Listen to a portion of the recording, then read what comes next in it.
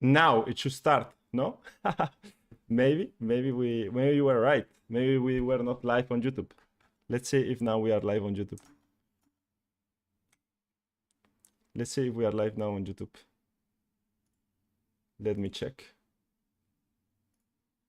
Well, like every time that I program, I don't know even how to program correctly. Maybe well, we were not live. We were not live on YouTube, I think. It was a bit weird because Danny was not saying anything. So yeah.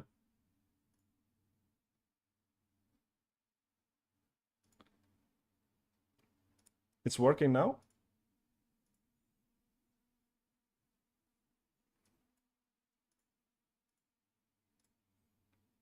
Mm.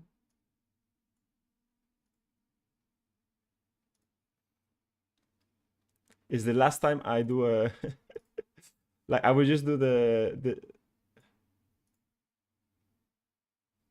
I will just don't do what's called. We are live? Okay. Now you are live. Okay. Okay, now we are live. Now we are live on YouTube as well. It's weird because when I do like what's called set up a program the live stream, it's so I don't know. I don't understand from OBS how how it's going. But I guess now it's working, right? Now it's working. All right, so let's start from the beginning before. Everything works then? Let's go. Let's get me back to OBS. Morning, good morning, everyone. So what I was saying with Lulu, like here, for example, he's starting with level E level 1, and you don't want that, right? You really want to have Q level 1 here, and it will be way better to play against Varus and Rel. And also where he's covering right now, it's not the best, right? I probably will mute the pings. Where else the pings? I will mute the pings because we are going to hear the pings from everyone.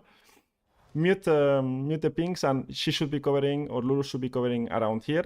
Like covering in the same bush is a big mistake, in my opinion. So you really don't want to be covering together, right? In the same bush. Doesn't make sense. You want to make sure that you cover the biggest area possible at level 1.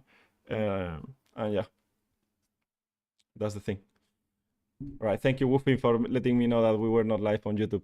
I don't know since when we were not live, but well, when it started. Okay, so again, what we are going to do is we are going to watch silver game of Lulu, gold game, platinum game, emerald game, diamond, master, and challenger game, and let's see how it goes and what we can learn from this. You guys can ask me any questions as well, and that will be nice. So first of all, I will pause. Hello, Sia. Here, the first thing is hitting the minions all the time. You don't really want to be hitting the minions. What you want to be doing with Lulu, you want to play here, right?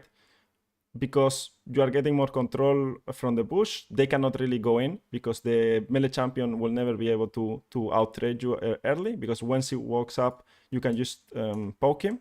So in my opinion here already, big mistake that we're seeing from Lulu is that playing in the lane and hitting the minions all the time. You don't want to be hitting the minions all the time, because what you are going to do is just like here, you guys have to realize that Rel and Varus should already be low, right? Low HP. Like Lulu should be playing where Ashe is playing, and from here Ashe is playing great, like is doing a bit the Lulu job, and the roles are a bit inversed, right? Now the problem is that Lulu is going to get level 2 here. What if Rel controls the first bush? She cannot really control the bush because you win the trade, right? You are playing also with bomb plating, so she cannot really step here. If Rel steps here, let's say she steps here level 1, then you just back off and keep poking her, and Ashe will attack her, and Varus is not able to help you, right? And once Rel falls back to this bush, then you keep the control of the center, right, of the bush. That's what you want to be doing.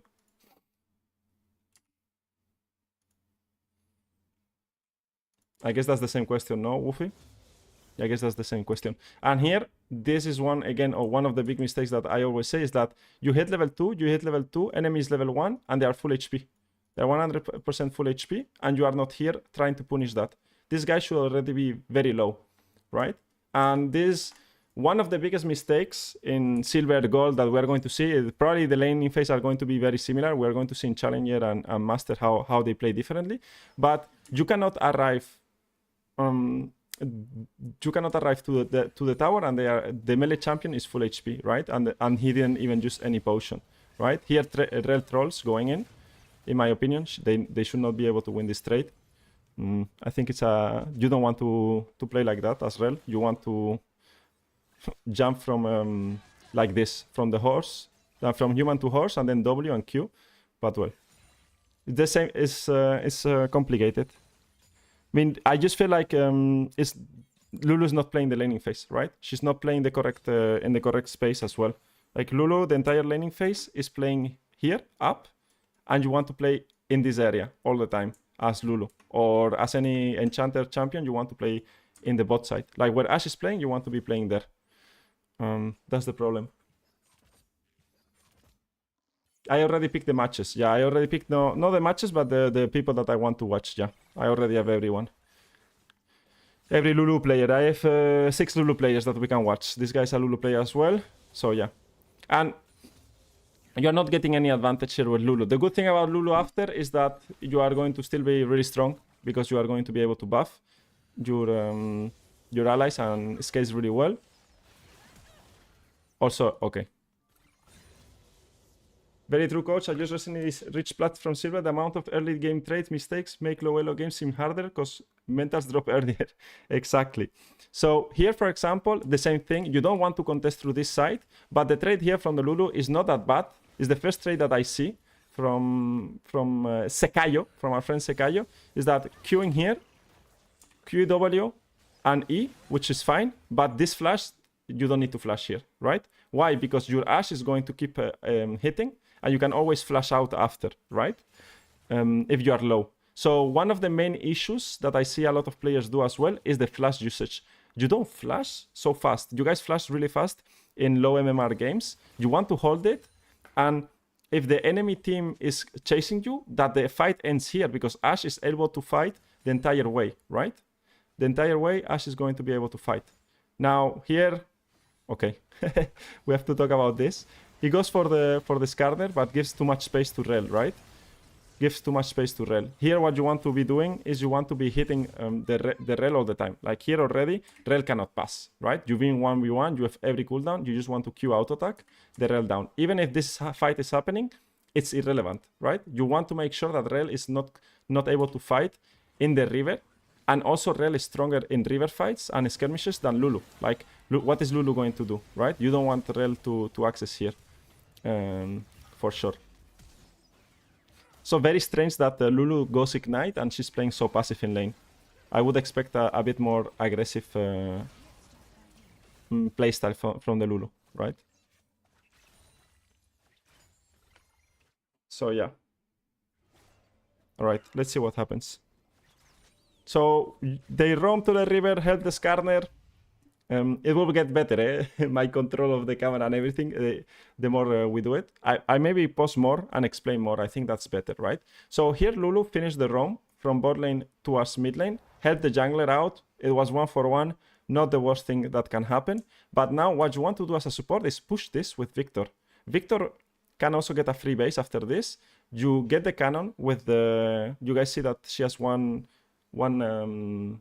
I mean, you don't see it, by the way, with my camera, but she has one super stack. So stay on the wave, push it with Victor, get more experience, and then just go back bot lane, right? That's also fine. You can just tax one wave here for free, because Victor most likely wants to base, right? You see how Victor is wasting so much time, and now he's going to base, and this wave is already coming. Sure, he has TP, he can stay. In my opinion, you can tax it and just help him push, so you get more experience, push faster, and Victor recalls faster, right? It doesn't really matter. Ashe is still fine, it will still be fine in bot lane, right? Okay, let's talk about what Lulu buys here. What's the best buy she can get? 600 gold. 600 gold, right? What would you guys buy here? Hello, Sisi. What do you do if your AD carry perma pushes and you can't engage because they are under tower and you get ganked as well? It's fine if he perma pushes Trex. With Lulu, it's fine. You can pressure them under tower. That's okay. I mean, you just need to make sure that you trade well. And if he perma-pushes, you can ward, no? Attract the enemy jungler. I think that's not that bad. With melee champions, we will see in the future how that goes. So with 600 gold, what I would say, 600 gold, you want, again, in this matchup, when you play against melee champions, right, that all in, you want the 400 gold HP, and then you take a pink ward and something else, right? Or you can also go for the 300 gold move speed boots, like the boots, and then you can get potion and pink ward as well. I don't know what he went for. He went for CDR, boots. Let me check. He went for CDR and boots. CDR, boots, CDR and a pink ward. Can be better, not the worst, right? Not the worst. Darkseal boots. Darkseal. I mean, if you are confident you are not going to die, maybe Darkseal is fine. I don't think Darkseal is that great on Lulu. But yeah, probably if you're smurfing, I think Darkseal is always a good option. But I think I like HP more, because you can fight more in lane and you are not that squishy. They can all in you and you really don't care, right? So now there's a problem, because Lulu based and Ashe didn't base, right? So now the lane is going to do like this, right? It's going to do like this, and Ashe needs to recall. So your focus point here as the support is to focus on making sure that your AD carry can recall, all right? That's the entire job that you want to do. This ping ward is a panic ping ward, in my opinion. Panic ping ward, it means that you drop the ping ward because you have no vision and it's a bit too dark in the area, and you just panic place it. Why would you place this ping ward when you know that Diana should be around top side, right? Or she's just clearing her camps, right? I think she did top to bot, but she's doing a weird pathing, which is normal in around this level. But this ping ward doesn't really do much, because you want to hold it a bit more and see where you can place it better, right? She's anyways pathing towards top lane or pathing down, and she will still take a while, right? Now, okay.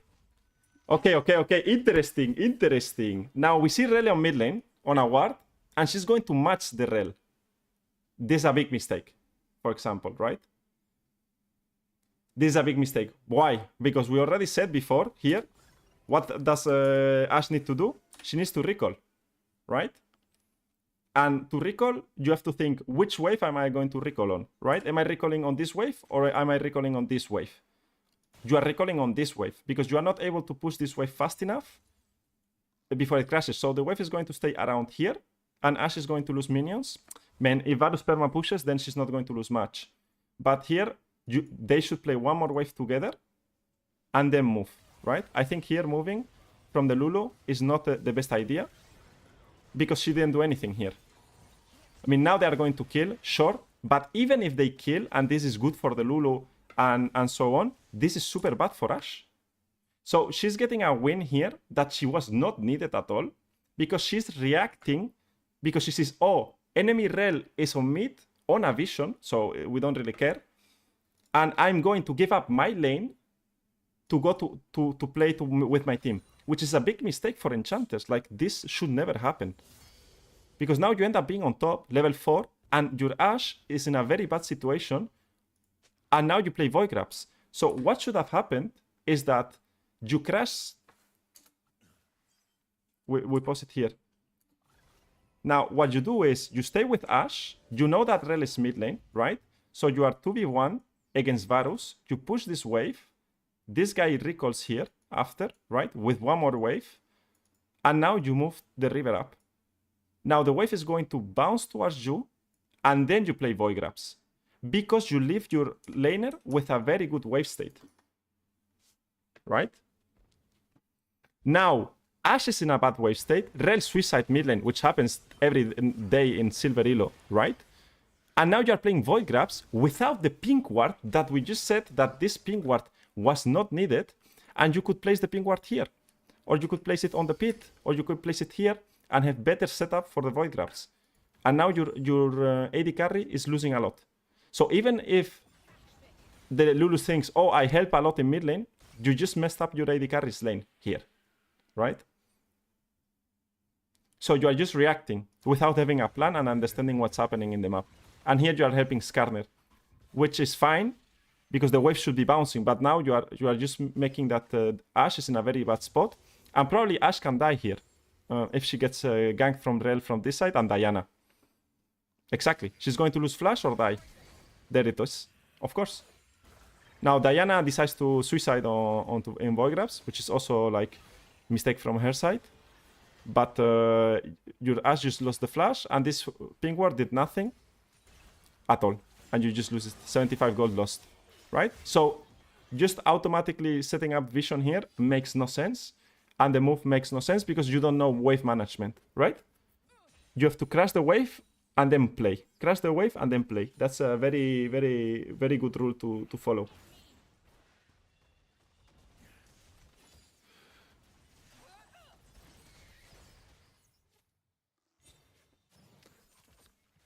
All right, let's see what Lulu does. She goes for the mirror. I don't know what item she's going. Probably Surelia's, maybe. We will see what item she builds. But again, I will prefer Kindle Gem in this matchup, right? And now she comes back to lane. All right. Let's see how the game goes from here. They're in a good position, right? But too many mistakes already. A lot of mistakes, early mistakes, rotation mistakes. So, yeah. Hopefully we don't see those in Emerald. We'll see. Now they are pushing, which I don't think is that bad. Because they may be on Dragon, but they just need to be careful with gank. I think here they should not... I think here they win, by the way. I think the Lulu is playing... I know. Lulu is playing too defensive here. These steps from Lulu is bad. Now when they are playing here... Here Lulu is... well, we can play it a bit more. Here, Lulu should hold her ground a bit more and run less. You don't run as much as Lulu. Hit, auto-attack. The auto-attacks of Lulu are broken, especially together with Aeri. Keep auto-attacking. You cannot be behind your AD carry here. In this situation, them tanking the wave. I think now you're on a spot where you could have killed the Rel, and you are doing a lot of damage to Varus. Yeah. If this was me, I will kill both of them. You guys know that. I will kill Varus and of course, you have so much damage, and you missed 2 Qs already. I would have killed Varus and Rel here, for example. So that's why Darkseal will be a good idea, no? But they end up trading 1-for-1. It's not the worst. I think it's not the worst. I mean, we are in silver at the end of the day. But just knowing a bit the limits more of the champion, right? And being more aggressive on the champion. When your AD carry gets focused down, always try to make sure that you are also like putting a lot of effort helping him get out, right? It's the same way with AD carries and supports. Now here we open mid lane. I don't know exactly why. I don't know exactly why, because you want to give a reset to your AD carry, right? Your AD carry is low, so he wants to crash this next wave or base now, right? But I don't know what Lulu wants to do here. She has 3 wards, no void grabs up yet. Random sweeper. Goes to our stop. Random ward. I don't like this ward. The ward should be better here if she wants to ward. Now this could be warded. Now she doesn't have sweeper. Now she goes stop. What's the problem with this roam? Is that, in my opinion, Jonas should never die because you're ganking a GP. So you never gank GP. GP is a lane that you never gank because there's no point ganking GP. And you get the flash, which is not the worst. But I would prefer playing this wave together, crash it, and then have a move towards the void grabs. And also, like, the jungler is too far away, right? So playing here is a bit meh. Plus the vision is very meh, right? This vision is too... in the river is not that great. And you will end up in a position where you're going to fight a 2v2 against enemy jungler and top laner. And I don't know about it. Because they are stronger, right? At the end of the day, jungler and top together against support and top. Always jungler and top wins. So it's a 1-for-1 trade, and now this happens. I don't think it's the best roam. She got quite some things. At least roaming top, not the worst idea, but not the best timing to do it. Not the best timing to do it. You want to play bot lane first, and then you want to roam towards void grabs. And now they lose here. She's moving a lot, by the way. I don't know why she's roaming that much. She got tilted with Ashe, or what happened? For a second thought, Lulu got some courage, but she just got stunned by Varus. Yeah, exactly. She got rooted. That's why she stayed there. Now she goes to void grabs. Goes top again. No, wards again. Right. When you want to play for void grabs here, I explained in my vision video. But you want to get some wards here. You want to get a ward here. You can get a ward here. You can get a ping ward. She has a ping ward. She can drop the ping ward here or here, right? These wards here do 0. I mean, this ward is okay, but these wards do 0. They don't do anything. Like for void grab setup, they don't do anything. These wards are really bad. Now, Mel could die if she goes from this side. He could look for a kill for Mel. What you do is speed yourself up with W of Lulu, and then you are fine.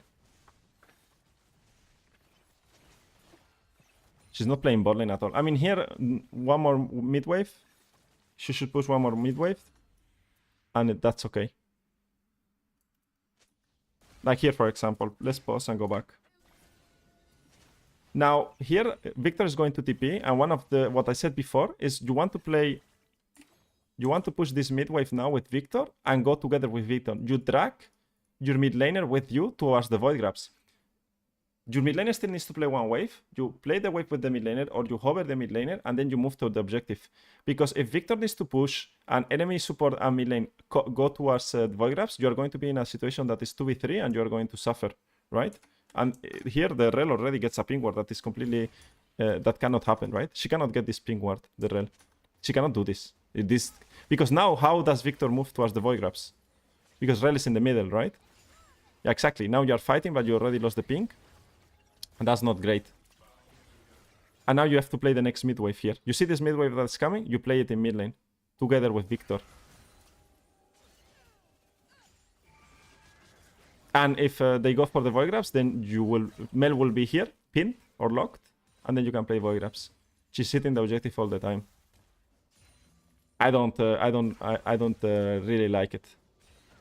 But enemy team doesn't play it that well either. Okay, she goes to a stop, nothing happens. And there's going to be a fight. The problem with this fight is that enemy top has moved and enemy mid lane has moved. So they both die. Or they should both die, yeah. Here the game gets really complicated. I mean, it's going to be silver still, right? So it's not the worst. But still playable. But the issue here is that she doesn't know, or the Lulu player doesn't respect the Prios on mid lane.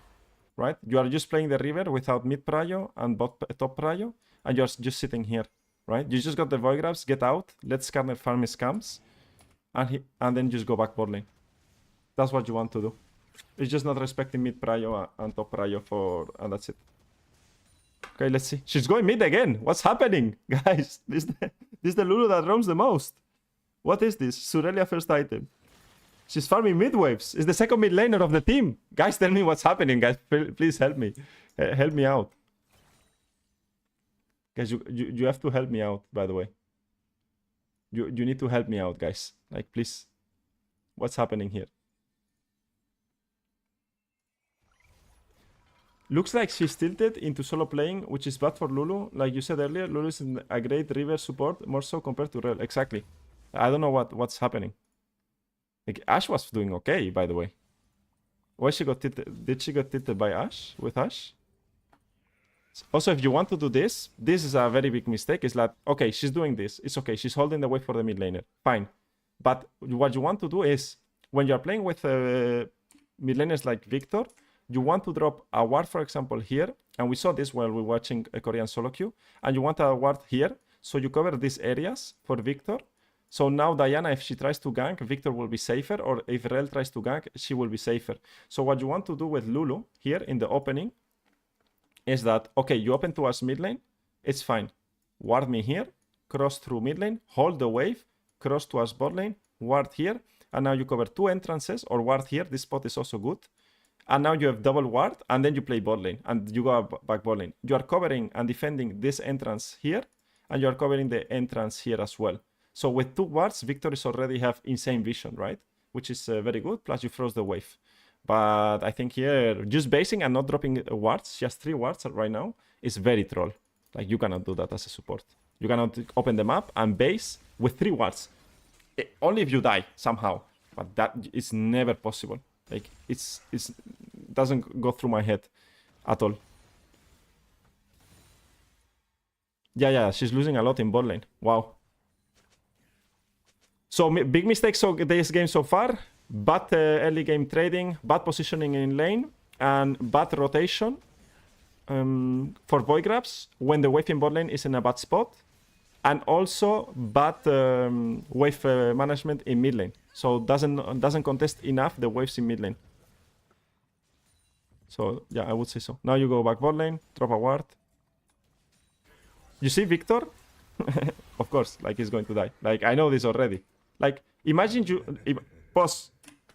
You ward here with Lulu. You remember the ward I told you 20 seconds ago? It will be here. Diana will be spotted. You ping your Victor like a lot, right? This is what Victor sees now. This ward that I told you 20 seconds ago that you can do and go back bot lane will save your mid laner's life. But then you will say, no, but my mid laner, I cannot climb because my mid laner is 0-10 and we lost because he's a animal and he entered the game. Yes. But you have to think, what can I do to help my mid laner not be an inter, right? Drop vision around, open the map, drop vision, and go back bot lane. Now, sure, if he dies, at least you did your best. But that's why when you guys tell me I cannot do anything to climb, there's always something you can do, right? Like we can interview this Lulu player and we'll say, no, my ass was trolling and my mid laner was inting. And then we will say, well, some plays were good, but your actions were bad. Like here, the same. Why the wave in bot lane looks very bad. Needs to crash, and she's not helping crash the wave. She's going with Skarner. Where are you going with Skarner, right? You're not going anywhere with Skarner here, right? Like, there's nothing to play for. There's nothing to play for. There's no vision established. You have no wards. So you should also have based if you wanted to do something. If you want to play for Dragon, we already know you need to control the area and bot and create blocks of 3 players, right? You cannot move towards mid lane when your mid lane is not there. That's first of all. So here, this is completely bad. Really bad, really bad. What played? This is stressing me out. Yeah, me too, me too. This is the first time we do it. Next Tuesday, I will let me know which champion you would like to watch. We could watch like, I don't know, Rel or Nautilus or, I don't know, other champion. And we can see as well. But here, if we can go back and see what she should be doing, it's like she has 2 wards. She has a sweeper, but it's not active. Go with Skarner here is really good. Now, you want to hover one more wave. Pause. You want to stay here together with Skarner. Lulu here. Ashe pushes. Once this wave crashes here, the wave crash, which is something that she doesn't understand, the Lulu, what it means to crash a wave. Now, together with Ashe, together with Skarner in front, you go here, clear this ward, drop your own ward, right? One of your wards, you can use it. And then the map state will look like this. Let me zoom out. You will get vision here, the wave crashed, and vision here, right? You will get a ward here and a ward here. Now, and Skarner and Lulu here, and Ashe here. Now, a question for you guys, right? Now that you are in the chat, let's make it interactive. Let's say they crash together this wave. They get rid of the pink ward that is right now here, right? This pink ward, they get rid of it. They ward this area. What should be the next play for Lulu after this? What should they do? What should Lulu do? After warding this, getting rid of the pink ward and crashing, so they crash the wave, they drop vision. What is the next play? Who tells me? Let's make it Q&A. Q&A. I need the people telling me. Options. We're not moving till I have help mid lane. No, it's not about helping mid lane. Base. Well, you could base, but no. Push bot again. Alfonso. That's right. Now, the next wave is coming. And after the first step is crash the wave. The second step is vision, right? And now the third step is going back bot lane, hover, crash the wave again, and then you will be with this ward, this crashed again, and now you can do dragon. You can base if you want, you can go into mid lane if you want, but you create a block of 3 players with your AD carry involved, and now you move together, right? You can stay here, you can stay here, and Ashe can push alone. You don't need to show. Right, exactly. But you already established vision. So going back to base is a bit of a waste of time, right? Because you already established vision. I guess they want to play for dragon, which is fine. You give also time to your mid laner to come back to the map, and you just wait for the next wave, which will be this one, right? You push this one together in bot lane and crash it. Now, what they do, random ward in the river, that should be placed here over the wall, go together, they don't know what they are doing, and now Ashe is alone without flash, lost flash again, and they are not going to win because you see how they are not playing together, and enemy team is playing more or less together because it's a coincidence, right, that they're just here and they get caught, right? And you cannot be in this position as Lulu. So that's important of crashing the waves, getting vision, going back and crashing another wave, right? So yeah, that's what you guys have to look for. Ashe got very abandoned this game. I don't know why. Ashe was not playing that bad, sadly. Now this TP of GP is complete troll. If you are GP, why would you TP here, by the way? You are not level 13 with GP? I don't know what I'm watching, guys. If you don't want to move from lane with GP before level 13 because of your barrels, right? You want to maybe TP top and get top tower. It will be better option. But well, I guess he feels like the urge to help his team. But I don't think this is the spot that you have to help your team. Now Lulu opens again. Okay, he kills, but... Again, he kills, but it's not a good play. Because his TP can be more valuable like otherwise. And this is not good. You're going to lose this tower. You should be here pressuring the guy, getting vision for GP. And then this tower will fall anyways with your move. Okay, Lulu's defending top tower. I mean, at this point already, I think she abandoned bot lane. She also plays with these boots, which I don't understand why. But now I guess I understand why, because she likes to move a lot. But I just think it's very inefficient move. And very bad wards. Like, she's not warding at all enemy jungle. I don't know why. I don't know why she's not warding enemy jungle. Like, you could ward here. You flash if worst case scenario. Now, she's playing with GP, which is okay here, but positioning is bad. You just need to play with Skarner as well involved. And here the game gets really hard. Holy moly. There's so many mistakes. Oh. And this game goes for 40 minutes, by the way. I was thinking that this game will be not that bad early game, and then mid game she got unlucky or did some mistakes, and then it's more mid game mistakes, right? But not at all, not at all. It's just that she's a lot of mistakes since early. Hello. It's a Pantheon player. No, it's a Lulu player. Every Lulu is going to be a Lulu player. Well, sadly or for content. Everyone is a Lulu player. Alright, let's focus. Let's see. She drops a lot of no pink ward. I don't know why we don't buy pink ward now. It's a bit troll. She goes with GP, hover GP. I don't think this is bad. I think attacking side lane here is pretty good. But now what does Lulu need to do here is set up vision for GP, right? You want to go into the jungle and set up a ward here, right? You want to set up some vision. Like, there's no vision from Lulu. And step by step, you don't want to do it instantly, right? Yeah. The problem is that Skarner is bot, and they are making a play on top. They are you see how they are making plays all the time? Like, jungler in the other side, and Lulu making a play on top lane. It's a bit fiesta, It's going to be a bit fiesta.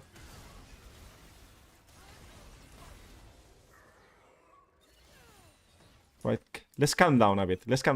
Lulu. Calm a bit down. Skarner has to farm here. Just chill a bit. Drop some vision for your side laner, and that's it. Okay, this is trolled by Rel. She goes in for no reason. Like...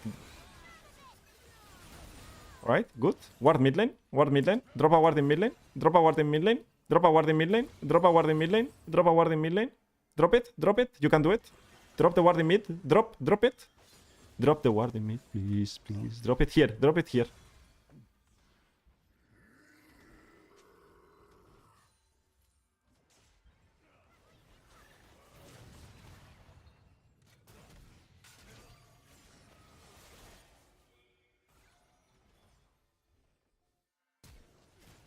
There's no ward in mid lane, guys. There's no ward in mid lane. Look. I don't see anything. Could be here. Vision. It could be vision here, guys. I'm so sad. I'm so sad. I got scammed. I got scammed. Again, the vision, very bad vision setup. Like, the vision is very poor. No vision, no ward from the entire game has touched this area. No ward has touched this area here. When you are fine in the game, I mean, you are behind now, but before you were fine in the game, right?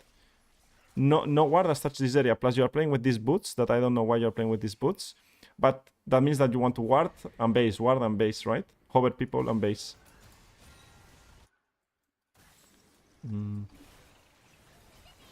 So here already, like, it's going to be 20 more minutes of suffering. I want to see what we base for here really fast. Victor smurfing. Okay, Victor smurfing. Let's go zoom in a bit. Let's follow Lulu.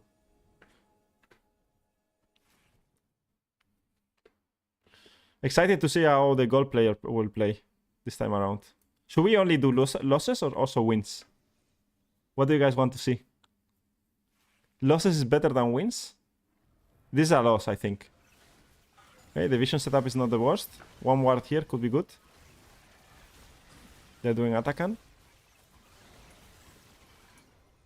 Yeah, but again, doing as 3 players, complicated, and every one of the enemy team alive. Atakan is very hard to kill.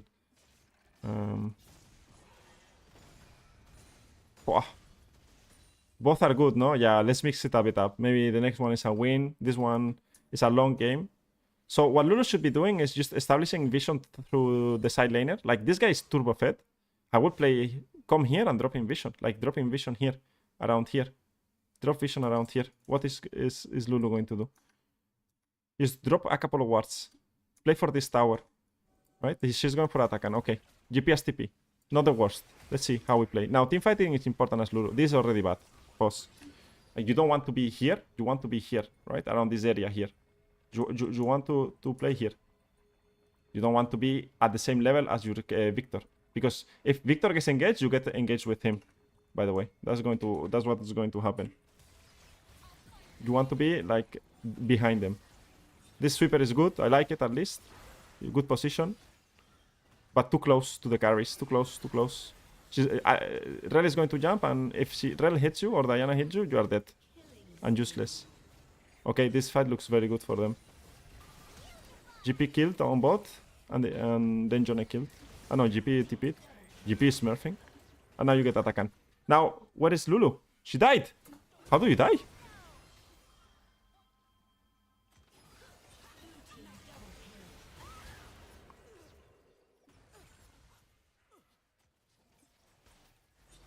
Players don't often help supports contest the vision in low elo. Doesn't matter.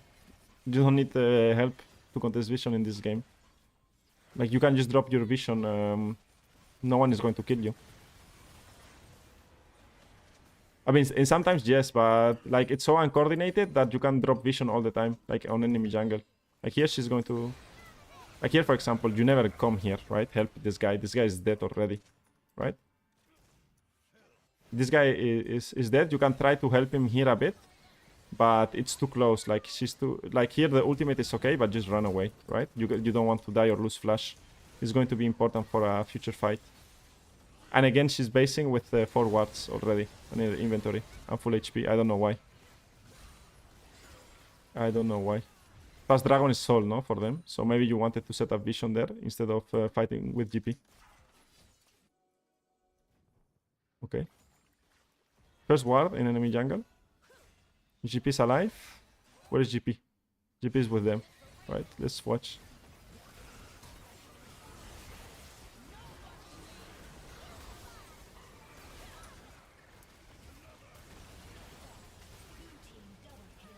I don't think the position was too bad. I think you stay with the GP who is strong, and that's fine. Wait, are they doing Nashor or what they're doing? Here? Diana's alive. I mean, it's doable, but maybe it's a bit flip. If they kill Diana, it's not bad. If they just, yeah, I think it's okay. Kill Diana. Oh, Diana's... Well, plus ultimate for Lulu, not the worst. Just reset. It's okay. Not the worst. It's fine. Diana lost flash, so for the next fight, she doesn't have flash. They end up killing Varus. Now Lulu's alive. Victor is dead. So this is a bit of a problem at this level, is that everyone, or even in Diamond, everyone is dying. And there's no team fights or setups. What's the build? I don't dislike Mikais. I think Mikais is good against their team comp. Like against Real Varus, it can be fine. Probably Redemption better, but Mikais is okay. It's not that bad. She could be here in this fight right now. I don't know why she's mid lane. She could be here and help her team. I think she dislikes Ashe, no? Like Ashe did something, no? Ashe stole her girlfriend, boyfriend, took his dinner, right? Or bullied him. But what happened with Ashe and Lulu this game? Like, he really doesn't like the Ashe. What happened? Also here, this doesn't make sense, right? Pause. And you want to be here with your team. Like, you are the support. Sure, you get vision here, but you see Mel is here. Varus is top lane. Jon is in Valhalla. You want to be with your team here. You don't want to ward Nashor. Like, they are not going to do Nashor. These wards are... One, they are terrible, because it doesn't do anything. Imagine if you are here with Lulu, you win this fight, and then you play Nashor, and then you ward Shallow Vision for the Nash. You can never lose this fight with Lulu involved. You can save them with ultimate, you can like do what supposed to do. She went to get vision in a very bad timer. You don't want to do that. You see now ward mid lane, please. You have one ward. What? What is this? What is this? What is this? What is this? What is... When this happen?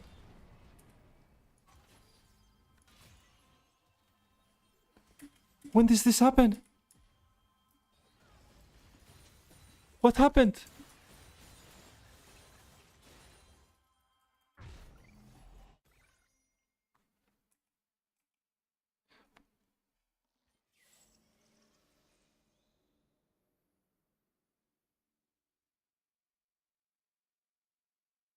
What is this? She got double glowing mode or mote or what the... This is 5 ability haste. When you are the support of the team, you get 5 ability haste, 10 ability haste, and you open towards the Nashor, and you are dropping vision on objectives before. Like, I don't understand. I don't understand. Like, you are going for vision like an addict before, like Mel is hitting your tower, and you are going for vision like an addict, and you have been 20 minutes without buying a pink ward, so you can never do an objective properly, and you prefer to buy 5 ability haste at minute 30 instead of buying 2 control wards, 1 control ward, so you can do better objectives. I don't understand. Glowing mode is the worst component in the game. It's never worth it compared to a pink ward. This guy has bought pink wards constantly in early game, and you didn't buy any pink ward in mid game, late game. It's the most important, because you cannot set up objective without pink wards. Look how many pink wards there are. Only Varus bought one. He sold the pink ward, Varus. I cannot believe it. This is a meme. Guys, you are trolling. No, look the pink wards. Look, Varus has a pink ward here. Look at this. He has a pink ward. Varus has a pink ward. He's going to sell it. Just when I said it, he sold the pink ward. Look at this. Varus is like, I have a pink ward, guys. And he sells it for MRI, for the MR component. He sells it. No one has a pink ward. And you siege mid and just die. Like, of course, this is like the ping pong strategy. Siege mid, die, enemy goes mid, die, then go mid lane, die. And this the entire game is going to look like this. Drop me a ward in the middle. Drop me a ward here. Drop a ward in the middle. It's the most important ward in the game. Most important ward in the game is this one. If you do something as a support, 1 ward here, 1 ward here, 1, give me 1. Is the most important ward in the game. Is the most important ward in the game is in the middle. Silver Lulu didn't ward mid lane. Let's see if gold Lulu wards mid lane. These wards, terrible wards. You don't want to ward like this. If you want to ward Nashor, I mean, the guy is silver, sorry. I mean, of course, like he's still learning, right? Like, it's fine. But educational for you guys. You drop a ward here in the Nashor if you're scared that they can do Nashor. These wards are not good. And then you drop some vision here. So you have information about what they're doing, right? As well. These wards are not good. And you drop 3 here. Or 1 in mid lane, 1 here, and 1 here. Sorry, guys. I get emotional with vision. We still don't have a ping ward. I didn't know this was going to be this emotional, guys. I thought we were just chilling and reviewing, guys. Oh, please, please, please, please, please, please. I stopped buying those after you said it in the video. Yeah, I know. Adios. Ay, Dios mío. What have I done? I don't think, guys, I don't think we go to the 3rd edition, by the way. 3rd Tuesday in a row, I lost my entire hair already. And I aged 5 years old. I'm 5 years older, right? Okay, they are doing a trap. They're doing a trap. This trap I like, by the way. It's a really good trap. Insane, actually. This trap is good. But someone engage. Please, someone engage. I like they're doing the trap without ping wards. She never buys a ping ward. She was buying ping wards in early game. She put it here. Alright, they win the fight. No? Yeah, they stomp the fight. GG, no? They end the game. By the way, here they end the game. Where are we going, Lulu? She's typing Gonash or Elder. Like, you cannot lose the game from here, guys. It's impossible. You have Elder, Nashor, base. I will spawn in the game as well. Hey, Ducati, thank you for the sub. Thank you, Ducati, man. I needed that. I needed that. I needed a sub to reset my mental. I will spawn in the game and finish the game for you if needed, right? This impossible game to lose. As an enchanter late game. You get Nashor. Good. Get Nashor, right? There's no way you lose, no? With Elder? Polymorph? Good polymorph. Clutch polymorph. John is dead. Kite back. Where are you going, Lulu? Okay, we got the vision plant. Lulu should be here, fighting, not here. Oh my lord. Here comes Whippo with GP. No triple bar. Okay, let's talk about positioning. So as Lulu, well, they're doing Nashor. First of all, Ashe is bad position. She should be here, not here. Now Lulu should kite here and play here, because now here she's not able to buff any of her carries. So she plays here and she can buff Ashe and she can buff Victor. Also, Victor has no mana. A bit BG, not gonna lie. And here they lose Nashor, right? And where was GP, by the way? Was he dead? Yeah, he was dead. I think they took a long time now to decide to do Elder and then Nash. They could base after Elder and then Nash. I don't think the enemy team... Or even if enemy team is doing it, you can just fight it. But well, happens, no? In solo queue. Hard decisions to make. Who got Nashor? Enemy team got Nashor. And there's no Elder. Ay. I'm hearing Azonias all the time there. Spectator back. Alright, let's see how we play. There's a perma Zonias there. Stopwatch. Now hold. How long have we been live? For 48 minutes. Or maybe we need to do faster, by the way. They just fight. Let's look for games that are a bit shorter, no? I don't think we get... I mean, maybe positioning. We can talk about positioning. But watching a 40-minute silver game... I want to see how it ends now, right? They win in mid lane here. Also, I don't have his POV, so I want to pay attention on how he uses the spells. Ward mid lane has never happened, right? Johnny is split pushing, wins. This guy gets caught. He walks. I don't know why when he has the boots. He could just base fast. He has natural recall all the time. Oh, flanking Lulu. I've never seen that before. But I guess it works out. Normally you want to stay with your AD carry and buff. I wouldn't... This guy plays very alone, I would say. That's like an enchanter. I've never played like this alone with Lulu in my life. He plays very distant from his teammates. I think playing engage will be better for him. Not gonna lie.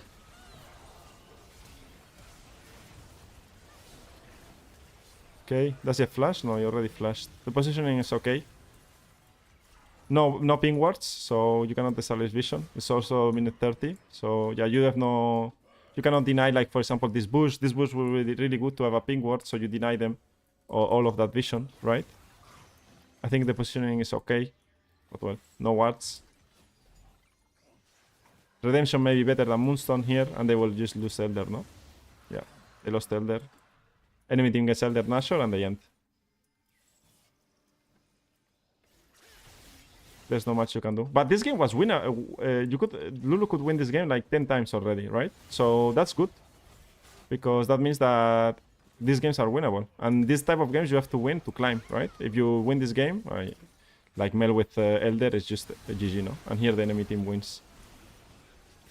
Yeah, GG. Wow. Long game, long game. Wow. Why Redemption better than Moonstone here? I mean, Moonstone value here, I think it's... Diana normally, it's good to have like AoE healing or AoE shielding when you are playing against Diana, right? And Moonstone with Lulu. I like it maybe first item, but I think like Redemption Rush is better. I just like it more as an item here in general for team fights.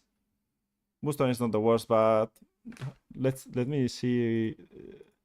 Can we see what he bought? It's here, no? Is this game? Is this game? 0929. 1 ping ward, 2 ping wards, and then no ping wards. Like, this is the challenger guy, no? This guy, does he buy ping wards, this guy? This guy doesn't buy ping wards either. We will see how he plays. Maybe he buys more ping wards. He doesn't buy a lot of ping wards. Like, in new, they don't buy ping wards at all. But we'll see. I really dislike it. Then you see other... like in Korea, they buy every time ping wards. But I know that in new, they don't buy a lot of ping wards, and in A, they don't buy a lot of ping wards. But I think you need to buy 1 ping ward for setup, right? So there was the first guy, Silver 3. The next one, Kahir de... I don't know how to pronounce the name. He's gold. Gold 2. All right. Gold 2. Let's jump into a gold 2 game. Let's see what game we choose. Silver player here. I'm one of the players that forgetting to buy ping wards in mid-lane game. Just one. No, I will not say spam or getting ping wards. But yeah. GP 1v9. Yeah, GP could 1v9 this game if he had a bit more lane knowledge, I think. He could play better with the TPs as well. So let's change to gold now. Let's go for the gold player. So... talking about the silver player, laning phase very weak, but that's normal. Rotations, didn't know when to rotate or how the ways worked in mid lane and bot lane at all. Put his AD carry in a very bad spot, at least the game we saw. And in mid game, very poor vision, very awkward moments on very unsynced with his team, right? So let's see the gold player here. Gold player with Kokmo Lulu. I think I saw one game that I liked to watch. But maybe it was not this one. Yeah, Lulu game. Maybe this one is what is 23 minutes. He wins 0-12. Maybe this one is not that bad because she's playing with Twitch against Jinx Leona. I would like to see that as well. Or we could also go for the... what do you guys want? That one or this one? Against Kaylin Senna. Against Leona, Jinx Leona or Kaylin Senna? What do you guys prefer? Let me know. Let me know in the chat what you guys prefer. Let's see what you guys prefer to watch. I mean, I'm multi-streaming, right? So I will take into consideration both chats as well. Let me know. Senna and Kaylin, Senna Kate, Jinx Leona, Senna Kaylin.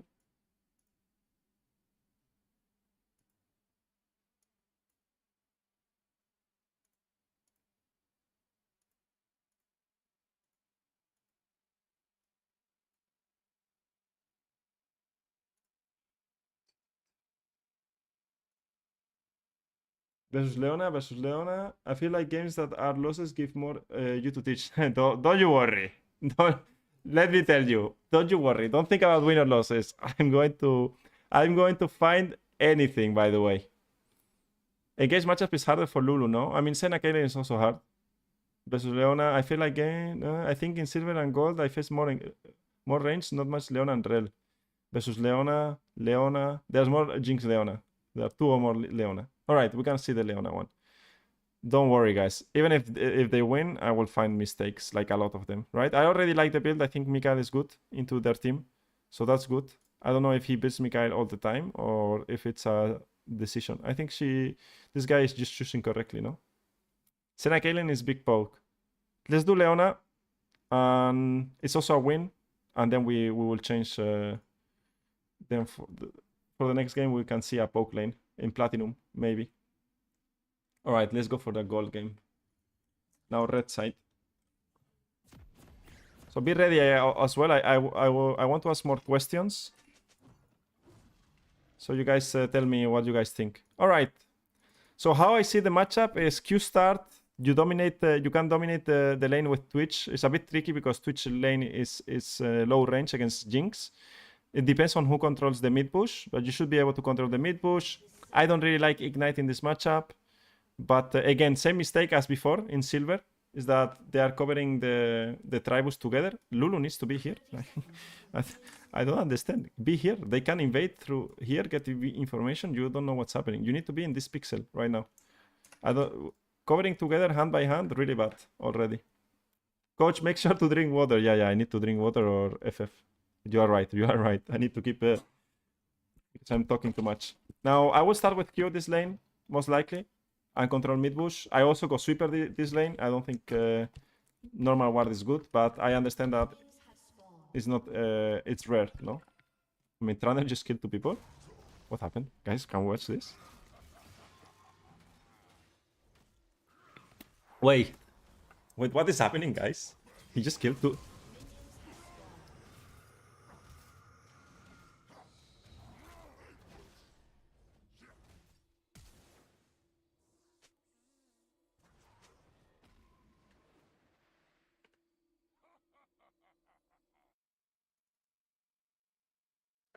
Coin flip, better top laner. I guess. No? Alright, let's see how we're playing this. Wait a second. There are... I know that Twitch is going to spawn ads, so I will spawn ads now. 30-second ads on Twitch, and make sure that I get another bottle of water, and then we start. For some reason... Yeah, let's do that. Twitch ads are a pain. I don't control the YouTube ads, but I can see when the Twitch ads are spawning, and let's just wait 10 seconds.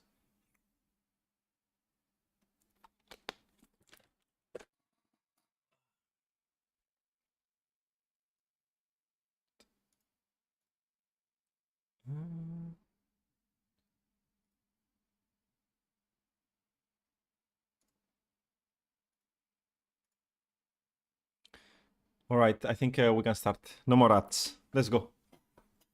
No more ad for this game. Okay. No worry. All right, let's see. First of all, same mistake as always. You don't want to be here as Lulu. You want to be here as Lulu. Like, there's no problem being here. If Leona is here, it's okay. Like, it doesn't matter. You kite back, you poke, you have range. She can only Q you worst case scenario. And what do you have? Bomb plating as runes as well. Let's check with Lulu. She has... no, she has Guardian. She's playing with Guardian, so don't play here. If you play with Guardian, you want to play here. Again, the same mistake, second game in a row. Yeah, we have... You don't want to be here holding hands with Twitch. You want to control the bushes. Control the bushes. What do you start as Leona here? E, yeah. I will start E as Leona. She started Q, big mistake. And she started with E, big mistake. This would not happen if you were here. And now you're wasting 1 ward as well, and you're giving 1 ward. Very bad. This laning phase should never go like this. You should get prio here, and... oh, yeah. Already very bad start. Yeah, of course.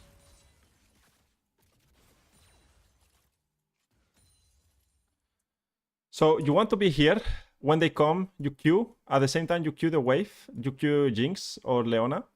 And you maintain control here. Like, she can ward. If you have super, better. If you don't have super, it's fine.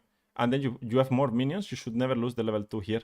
The problem here, Lulu lost the level 2, and you don't lose the level 2 as a range champion. Especially when you go for a defensive rune setup. You cannot give the control of this bush like for free.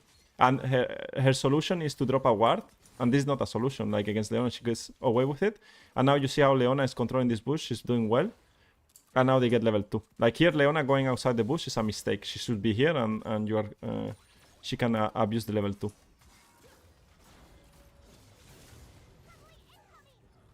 Well, if Leona does that, then you are in a good position. Now Leona traded a lot there. Now this is warded. Also, should Leona play sweeper to the bush control? Yeah, Leona should go sweeper. And Lulu as well, in my opinion. Guardian still viable and Enchanter, or better to take Aerie? No, Aerie is better this lane. Like, runes are bad from Lulu. You never take... you don't take a Guardian here. I think you take Aerie. And just go bomb plating Revitalize and you're fine in the game. And you are super fine. Bad laning phase. Too scared to play against Leona. I think you should not be that scared at all. Another ward almost. You see, if Leona can get rid of this ward, that will be good. I will just let it on 2 times speed or 1 time speed. Now Shyvana is ganking. In my opinion, should not do much. Good Leona Q. I think the Jinx trolled with the auto attack. And Jinx is dead. Or not? No. Oh, okay, fine. Let's see how they play. Push the wave and base. Push the wave and base. Good. That's good by Lulu. Push and base is good. Now let's see what she buys. I will go Ruby Crystal always. But she's going for Mikael. I think mana regen is a bit whatever. And then she goes without pink ward, no? She has no money for pink ward. Okay. It's a bit whatever. Now she opens mid lane directly. And this is something I say, just open mid lane and see what you can do. She sees Galio low HP. So let's see how she plays. I like to contest more through top side instead of through where she's doing. If she wants to look for something. But it's going to go back bot lane, no? Yeah. I think it's not the worst. I would have opened probably directly towards bot lane or through here. And try to do something on Galio.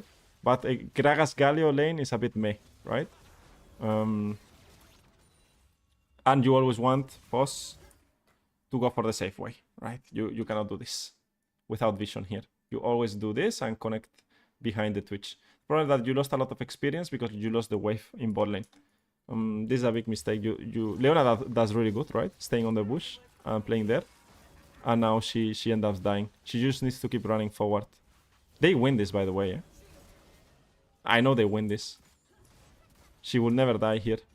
Like Lulu. She has Flash Ignite. I will show you. Here, I pause. Here. Jinx dies. Like, Leona has nothing. Here, Jinx. Auto-attack the Jinx and Q the Jinx. E the Jinx and flash out with Ignite. Twitch will kill Jinx. No barrier, no flash. But she decided to run and died for it, right? Just keep running this way and then go to flash towards your tower. Drop everything on Jinx and Twitch will kill. Normally, when you focus the support, your AD carry will be in a good spot to deal damage. And that's fine, right? Why people go Guardian to enchanters like Lulu and Soraka? Not sure. I mean, Soraka is more like you are getting focused down and you have not that many tools compared to Lulu. But Lulu, I mean, against Olin is not bad. But I would just go secondary resolve and build Kindle Gem first. And then you are fine. I don't think Guardian is that needed. The ping ward is okay. Going back bot lane and helping Crash is good. Good option. Now let's see how they play for Void Grabs. Now here she has a move to Void Grabs to help Shyvana if she wants. But she decides to stay and hit the tower. So things that I dislike here, or things that she could do, is drop a ward here on golems with her ward that she has up, right? That will be good division. Let's see if she does after. And also contesting this bush. Instead of hitting tower, contesting this bush, because it might be pinged, you see? Of course. Like here, I don't like hitting the tower is a bit meh. Checking this bush and dropping a ward deep, or dropping a ward here or dropping a ward here, you get rid of this pink ward, because it's normally pinged, these bushes, and you just be more efficient, right? If he gets the plating, great, he gets 125 gold. Like sharing plates, plates are so bait, right? I knew already this was warded, like the chance of that being pinged is like so high. in this elo. So yeah.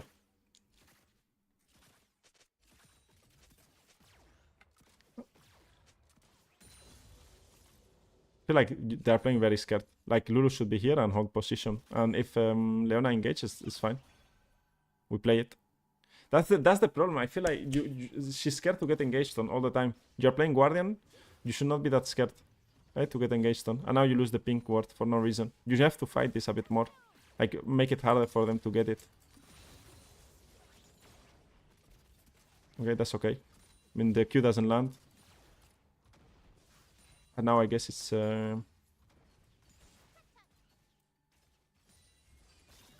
They have no control over this bush. Another ward wasted by Twitch, I think there. Or Lulu. I think Twitch, no? Was the guy who warded.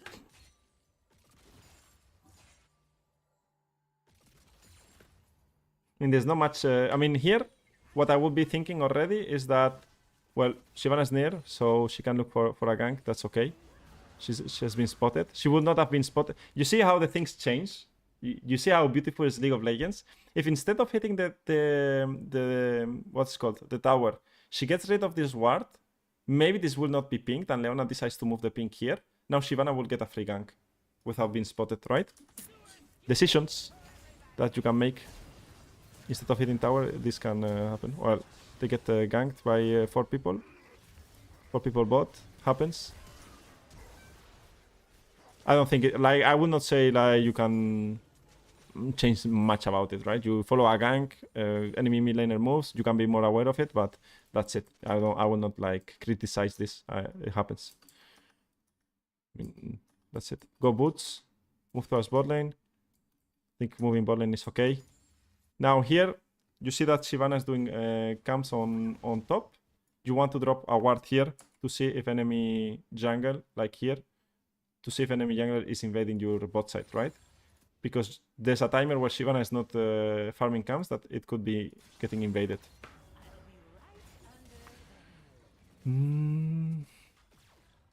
Too panicky here by Lulu. She wants to hold more position. This sweeper is really good. And I don't think you need this ward if you already warded here. This ward is fine. Alright, how are you guys seeing the gold Lulu compared to the silver? It's a bit... Well, for now, she's not moving out of bot lane, which is fine with Twitch. I think that's smart. You don't want to be moving all the time. Let's see what she uses the next wards. I'm curious about how she uses the next wards, right? Also, she's going to get 6 soon. So I'm curious about those moments in the game. How she plays it.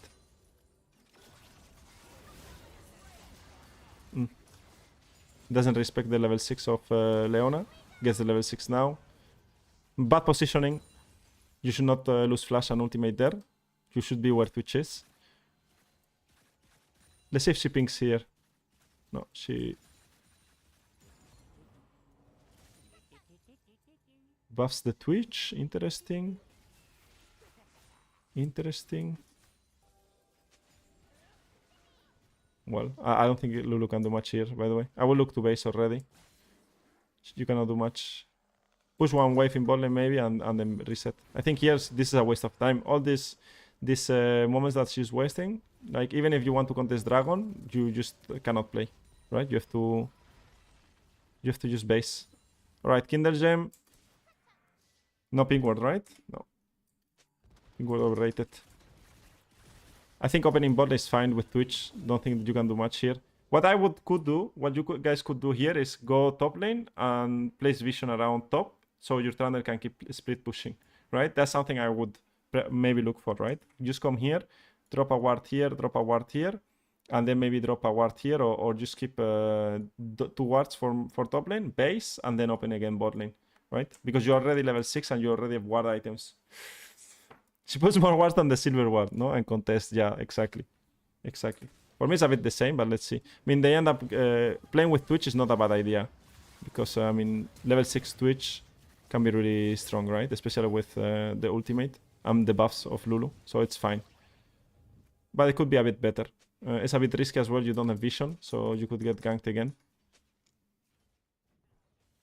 Is that Trundle pink? Wait, what?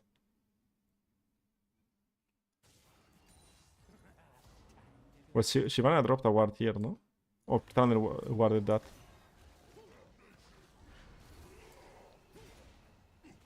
No, it was Shyvana ward. I mean, Trundle does well, open towards the jungle and fights. Bot lane. Here also, like as a support. Where is it? Here. You crash the wave. Now you don't have wards. And how much gold do you have? 300 is not much, but you want to base and get more wards and get healthy. I mean, you're already healthy. And just have resources, right? To play. You can play one more wave if you want with Twitch, but this wave is pushing anyways towards Twitch. You see that Lulu is not going to do anything here. Nothing. She does nothing for Twitch. Twitch could farm this wave, and Lulu could be coming out of base already with new wards, right? That's what you want to do as a support. You see, Lulu's not doing anything. She's just wasted. She's not doing anything in bot. She could already base and come back with new wards. And what does that give her is that once they play bot lane, that probably is going to happen. Something good happens for a red side team. Then she can go for deep vision. But now you will see that now enemy team is going to engage. Or they're going to have a good fight. Now Shyvana is here.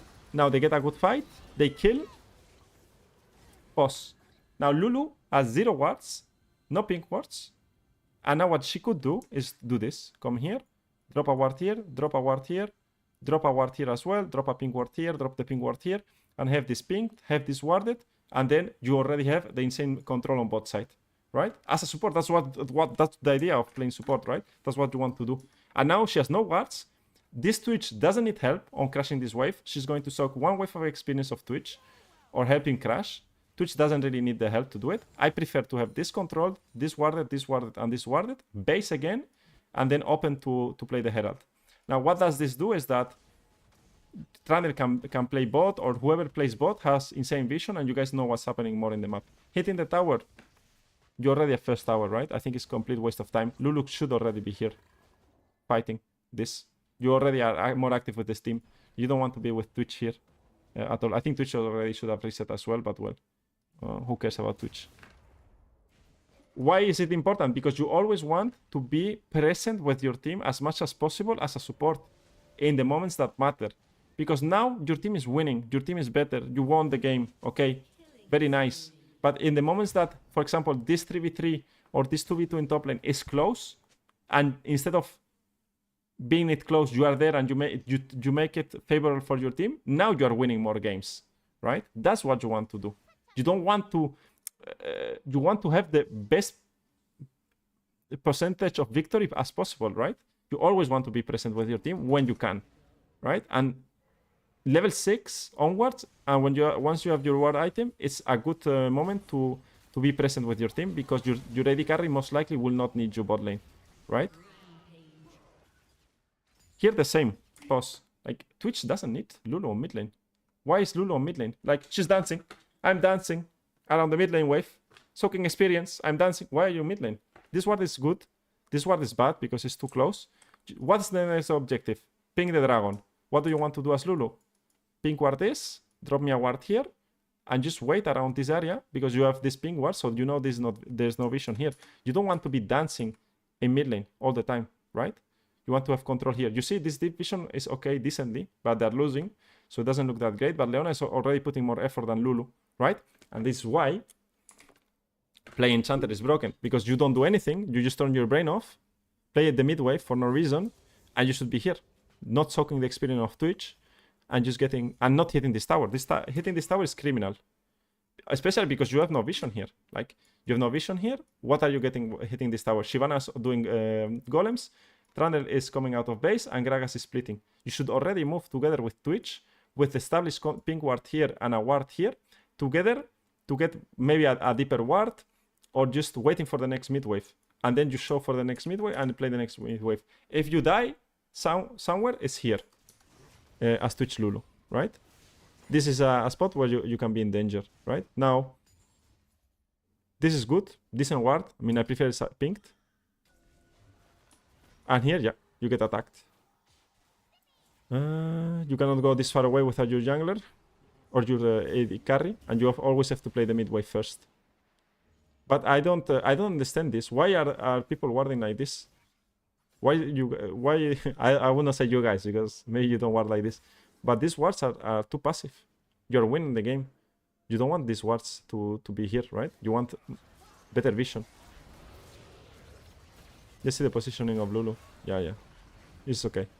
Fine kiting. You want to be behind Twitch, but well, if she gets caught, not much we can do about it though.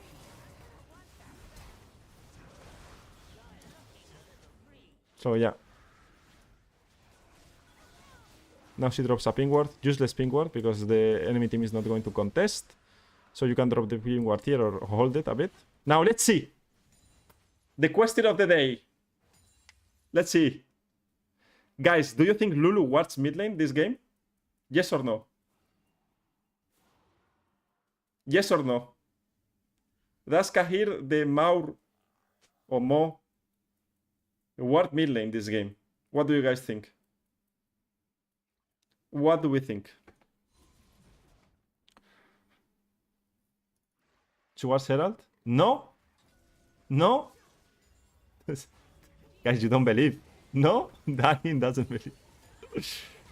So many haters. Blue Knit said no as well. Guys, on the Twitch chat, what do you guys think? Towards mid lane or no? It's the moment. The moment of truth is here. The moment of truth is here. Ay. Why are we warding?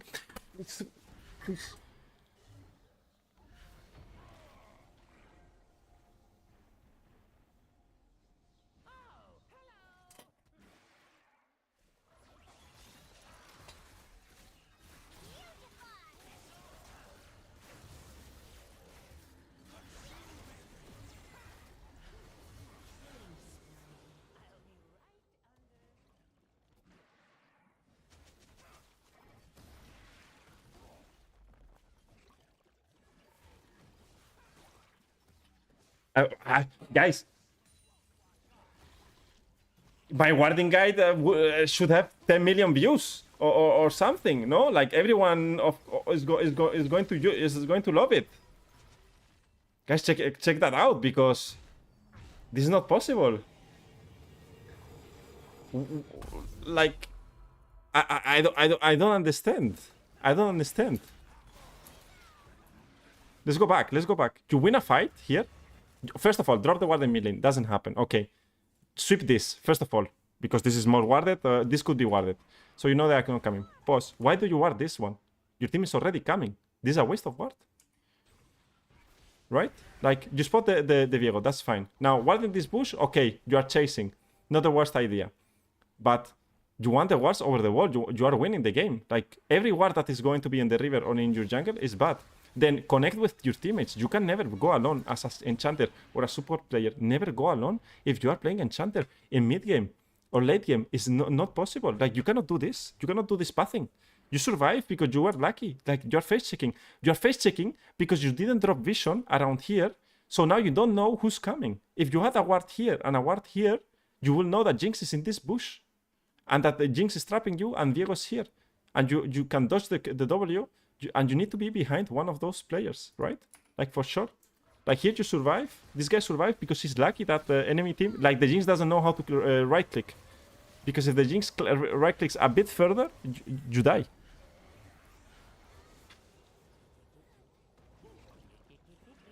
And it looks like small details, but it's not. It's good habits that you have to do as a support, and very basic as well, right? That should be, like, looking forward to like, how do I... get good control, right? And you get good control, like this guy warded even better. Like, Trundle is warding really good. You get control here first to do the objective. It cannot be so dark. Like, you need to ward mid lane as well. Like, the ward in mid lane, I'm going to promote the ward in mid lane. Like, if I'm a crazy person, because no one wards mid lane. I know you guys as well. Sometimes I find you in the coaching sessions. You don't want ward mid lane as well. So I'm going to be very annoying with it. And of course, everyone is learning, right? So it's fine. I mean, I've been playing for 14 years. But holy, like, the vision. I'm going alone. We have to be more aware on positioning as support and ward. And how to ward. I mean, now as Lulu, just follow Twitch and play the game, no? Or Trundle. I think both are fine. And here, while walking, drop vision. Is she going to drop vision? No, she's going for the fight directly. Here, she cannot be in front. She needs to be, like, here. You need to be behind Twitch. This is bad positioning from Lulu. You cannot be there. You always want to be behind Twitch. I mean, she's more tanky now with Mikael's and double, I mean, Kinder Gem and Guardian. But you want to be in this position. This is fine, like behind your carries, like this. And she still has 3 wards and 1 pink ward. Drop the wards in their jungle. I mean, this cannot happen. Like, Gragas is smoking something. But well. She didn't ward anything. Ay. Drop here, drop here. Alright, they get Atakan. 1000 roses, level 11. Now, establish vision for dragon, right? How do we establish vision for dragon? Is we push mid lane, we drop control here, and make sure that we have some vision. Can they flank us? Maybe drop a ward behind, but I don't think they can flank with this team. You play with Twitch, this is okay, and wait for your teammates to play a bit.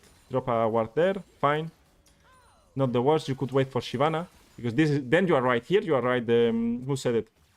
Someone said it, you need someone to be with you to get vision as an enchanter. You are right, in this situation you need someone to be with you. Shyvana is with you, now you follow Shyvana, can drop some wards, this ward is good. Not bad, this pink ward is decent, also good. And now you are here, right? You never hit the dragon. Like, the autos of Lulu do, I don't know how much damage they do, right? But this is a big mistake as well as Lulu. You never hit the dragon. Let Shyvana, you did, like, the damage that you do is 1% of the dragon. You prefer to be here, buffing Twitch and fighting here and make the difference, because in this game, you are not needed. You could be deleted of the game and you are winning the game anyways, right? But Lulu is not also polymorphing and close range. I mean, she's definitely mispositioned, but behind too far, behind is also bad. Exactly. I mean, here, for example, let's say, well, let's look at other fights, right? Here, you don't want to be hitting the dragon. You want to be here. So you can connect with Twitch, right? Am I going to polymorph in this position the Leona? No. I'm going to double on top of Twitch, eat Twitch, and just play with Twitch and buff Twitch, because Twitch has already 2 items, and he wants the attack speed, right? Plus the move speed. So here I'm buffing Twitch. So I can be behind Twitch or next to Twitch. That's fine. And he's going to kill. Now we can look for another fight, another team fight. Right here. Well, actually, they fight here, which is surprising. Let's see what she does here. He W's the Twitch. Ult is the Gragas, that's good. Ward the bush is misplayed. This is good, for example. The flash aggressive is fine. I mean, it's not even Twitch flashed aggressive. And he's just buffing, right? But if someone is threatening to go in, then you have to polymorph, right? But we could look at the other fight as well. What is it? This fight? Is it here? No. What is the fight here? Is it this one? I don't even remember where it was. Is it this one, the fight? But there's no threat, right? If you are winning, normally there's no threat of using polymorph aggressive. But is it here? No. Where was it when they caught someone in the pit? I think it was when Atakan, no? Here with Atakan. I don't know if it was here. Nah, I don't remember. We will see in the next games and we can talk about it. But here they just end the game, no? After this fight.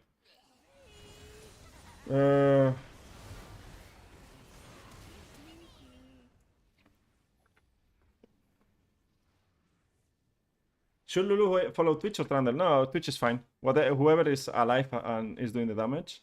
That Mikael was so bad. I didn't even notice that Mikael. But probably Mikael usage is not the greatest. I can't believe I've been #silver. I guess it's fun to ward people's faces. Yeah, Danny, that's true. All right, let's go for the next one. The next one is going to be Platinum now, right? Platinum player. He has 69% win rate with Lulu. Let me get rid of Outplayed. I don't want Outplayed all the time popping out when I finish the game. All right, so for this gold player, I would say the relevance of how to put it was this game, right? This Lulu player in this game was not relevant at all, right? Won the game because the team was very good and didn't do a lot of good decisions in laning phase and later on, right? Didn't int, but a lot of mistakes that you can do better and be more present with the team, and you can be in better position, right? So that's why, I mean, I try to take players that are like around the same elo all the time, right? So we can see some habits as well, because if not, there were some silver players that were platinum, so I wanted to take silver players that were silver and bronze, right? The last seasons as well. So maybe new players that are there for a long time, right? So we can see some habits. But for now, I didn't find anyone that played the laning phase correctly as an enchanter, which for me is a bit sad because it makes a lot of difference, especially when you are playing champions like Lulu. I feel like you need to play good laning phase. It's like one of the strengths of the champion. But support role has been a role, and when you play enchanter, to just buff me and don't have so much action, and that's it, right? And I feel it's not the way to look at support at all. You can do so much more and be more impactful. All right, what game should we watch? We should watch maybe a poke lane. Maybe a poke. I mean, here is another Senna Caitlyn, but this is a 18-minute game, right? I think someone entered in his team, right? So let's wait. What should we watch? What game should we watch here? I mean, Ashe Lulu against Jinx Spike. That could be a good one. Jin Karma against Kokmol Lulu. Again, his team was smurfing. Maybe we should take a defeat here. I think this game was not that bad, no? What do you guys think about this game? You guys want to watch Spike? What do you guys want to watch? This we have a Pike one. I think we have let's see a longer game. Let's go for the defeats one. MF Zoe. The Zoe was kind of running it down as well. With Luthien.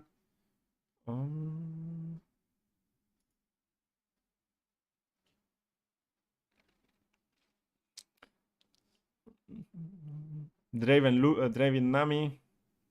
I think we watch the Pike one. I think the Pike one can be good. So you guys also have like some hook champions. Maybe we can go for some poke ones after. I think let's go for this one. I'm interested on how they play Pike in Platinum.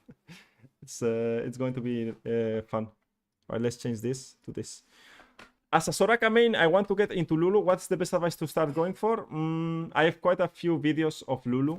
So you can watch, for example, the Lulu guide. You can watch my Unranked to Master with Lulu, which ends in Emerald with 80% win rate. There are two more videos with Lulu against Enchant and how to play it. So I would recommend you to get some information there and then play laning phase. Like Lulu is an aggressive champion that you want to play a laning phase, right? So yeah, we're jumping here to platinum already, guys. From silver to gold to platinum. Lots of good advice in the linked Lulu guide, but no zombie ward anymore. Exactly. Who are the people that you are reviewing? Random players. Okay, they get the wave flash. Random players. This is all random players. I'm not taking any viewers or any people that ask me. It's just random players that are in this elo. I look for them in the ladder. Today is going to be EU West only. Maybe next week I do NA, for example. And we can also differentiate a bit. Not the same champion. I'm not going to do Lulu in NA. It's going to be the same. But maybe I change regions from time to time. But random players, right? Every Tuesday I want to do a new champion. Of course, this is the first one, so maybe we had some technical difficulties at the start. Maybe it gets better and better, right? Will you go up to Challenger? Today, yes. We're doing Platinum, Emerald after, Diamond, Master, and Challenger. We will see everyone. And you guys can see the difference. And we can review and flame some Challenger Lulu players as well, you know? Like, that's what I want to do. I just want to review some Challenger Lulu and flame and also learn, because probably I need to update myself as well. All right. So starting with this lane, let's keep it running, is that you don't need to be that afraid of Pike, especially with a stronger AD carry like Ashe. Again, the same thing. Not playing in the bush can be fine. Starting with E, not that fan of, right?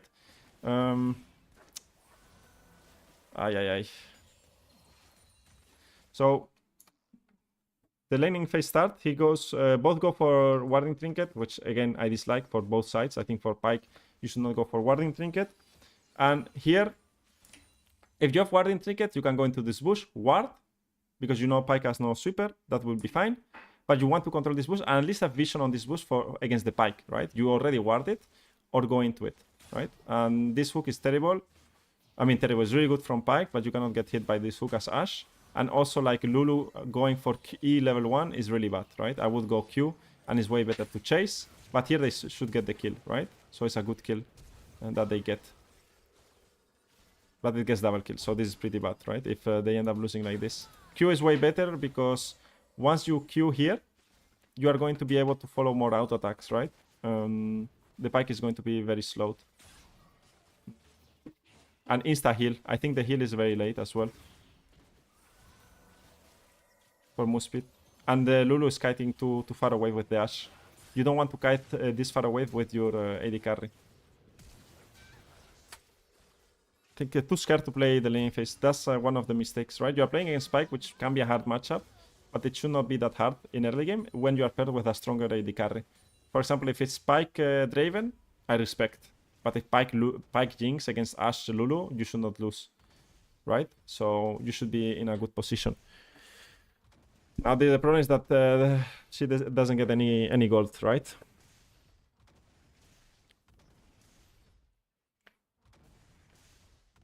Let's see how she continues, the Lulu. Already in platinum, okay? So we can be a bit more harsh, no? We can be more demanding, no, of the Lulu, what she has to do.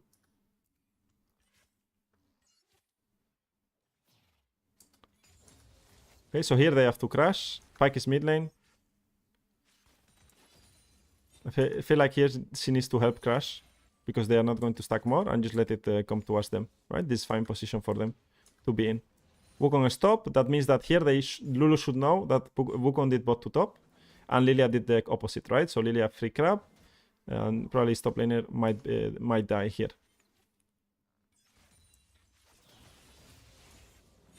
I mean, at this moment they can let the wave go into them. I think Ashe is trying to hit the wave is not the best of idea because they cannot really play without the sum. So I mean that far up.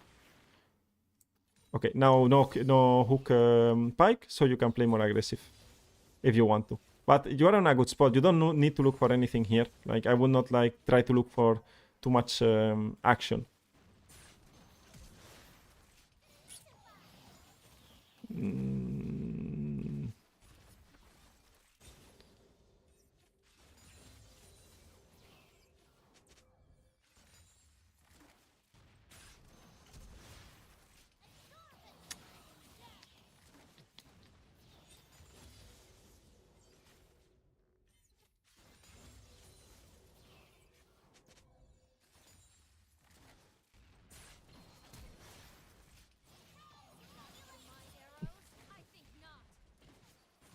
Okay.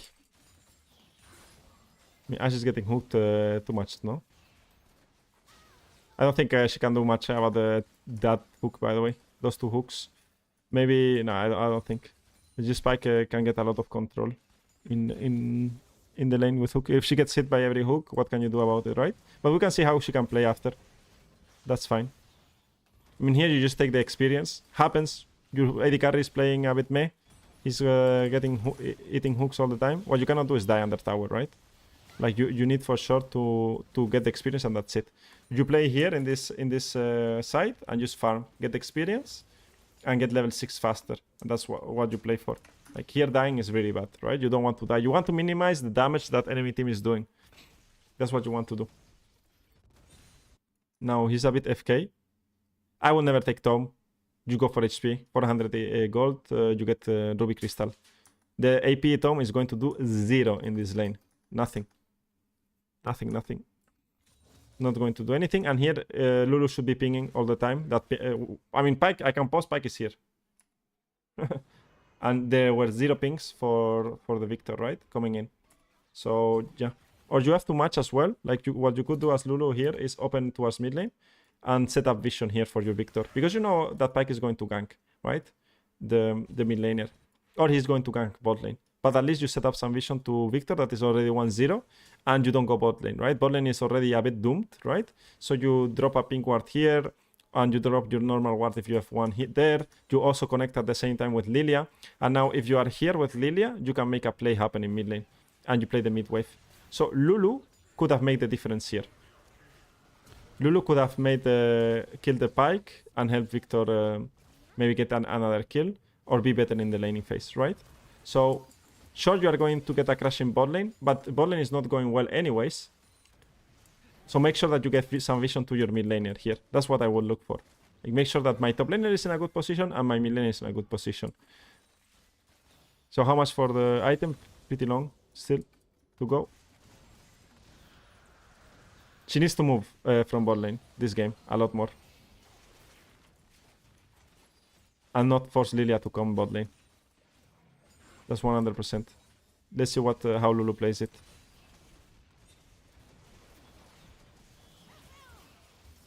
She W's the Ashe. I mean, here they cannot contest this wave. Pyke was too impatient here.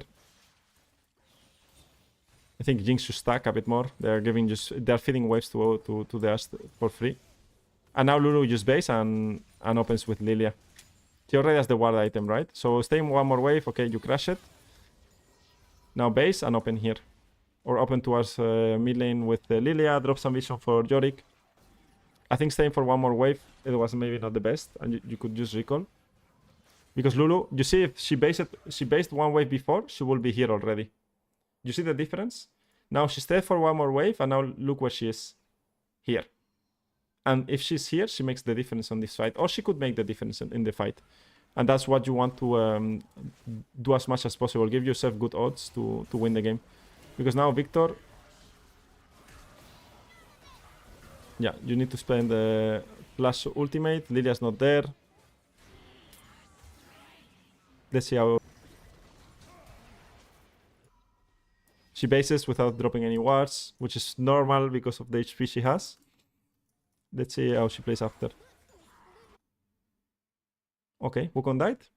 Next objective is going to be probably around Dragon. She's going to open bot.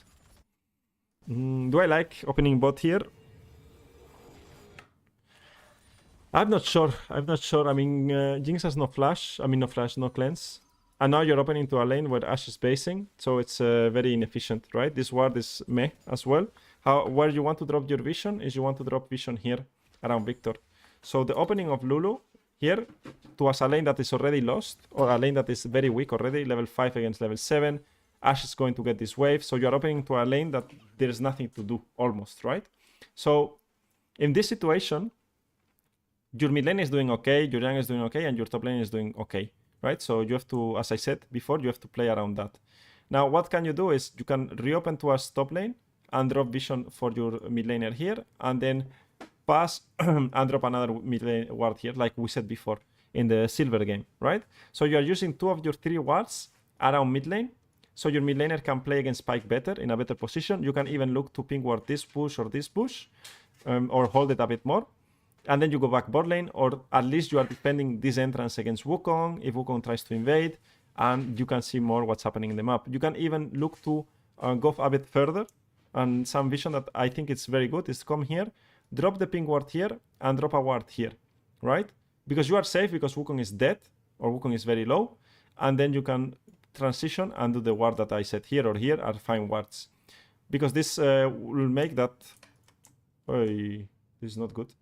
This will make that this is covered and this is covered. So your mid laner can play, and your top lane has also good vision here to play top lane. So you will see Wukong.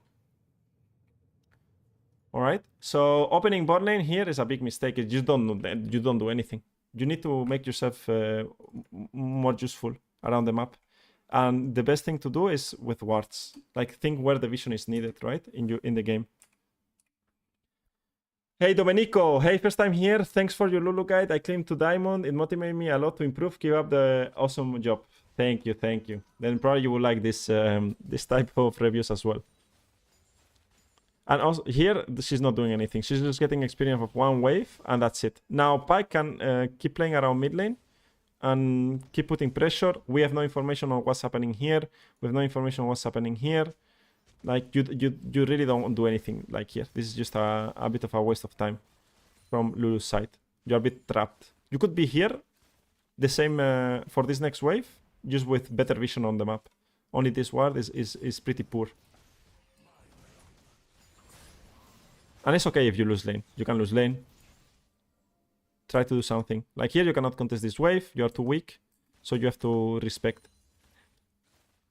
And what I will do here is this might be warded. So you can sweep this, right? In this situation. Why sweeping this is not that bad is because if you come here and use this sweeper and make sure that this is not warded, then you can maybe transition towards mid lane without them seeing you. Plus you are getting rid of one ward of Pyke already, which is good. Then you can ward this as well, which we talked about. This ward is super good to see Pyke move towards mid lane. And also the Jinx is too far away, right? So because the wave is in a neutral spot, Jinx is not able to punish you clearing this ward. So if Pyke is only here, then it's fine, right? You can get this vision out. And now you can move towards mid lane, as I said, without any problem. And that's what probably you want to do, because Lilia is also around the bot side. And you can transition and connect with her. Now, yeah, this is troll. You can never get hooked like this. I don't know what's happening. Or you are tilted, or I don't know. But, hey, Andre, greetings. Greetings from Spain. This is the problem. The problem might be that, and this happens even in Master. It happened yesterday in Master for me when I was playing on my main account. Is that I feel like players don't know what they have to do. They don't see a way to come back into the game, right? They don't see a way to... like, they think it's lost, no? They think there's no way that... What can they do? So what can I do? My AD carry got hooked 3 times in a row in lane, and we lost lane. I'm a victim. I cannot win this game. Riot pairs me with bad AD carries. But there's so many things you can do around the map, right?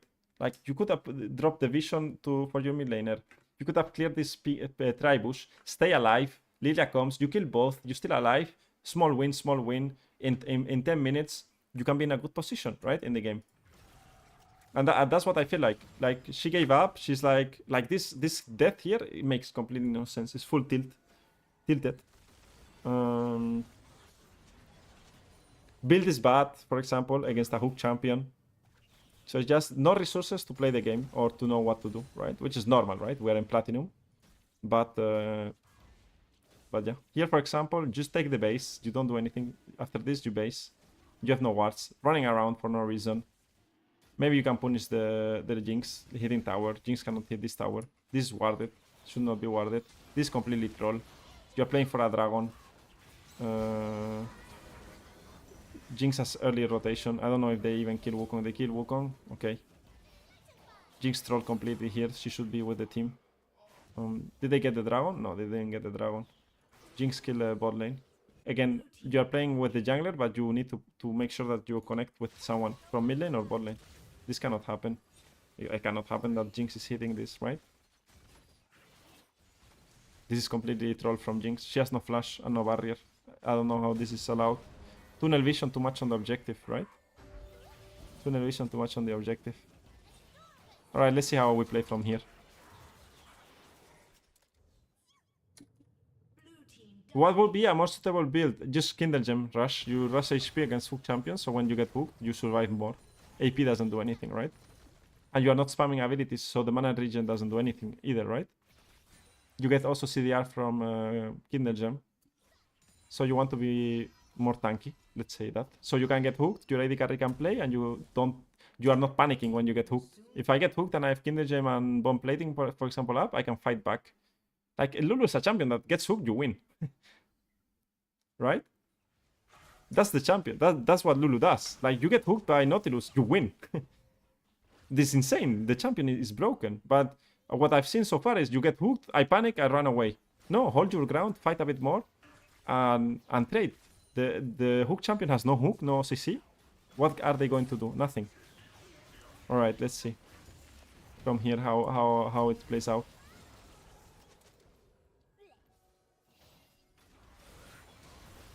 Okay, following the team through side. This is good.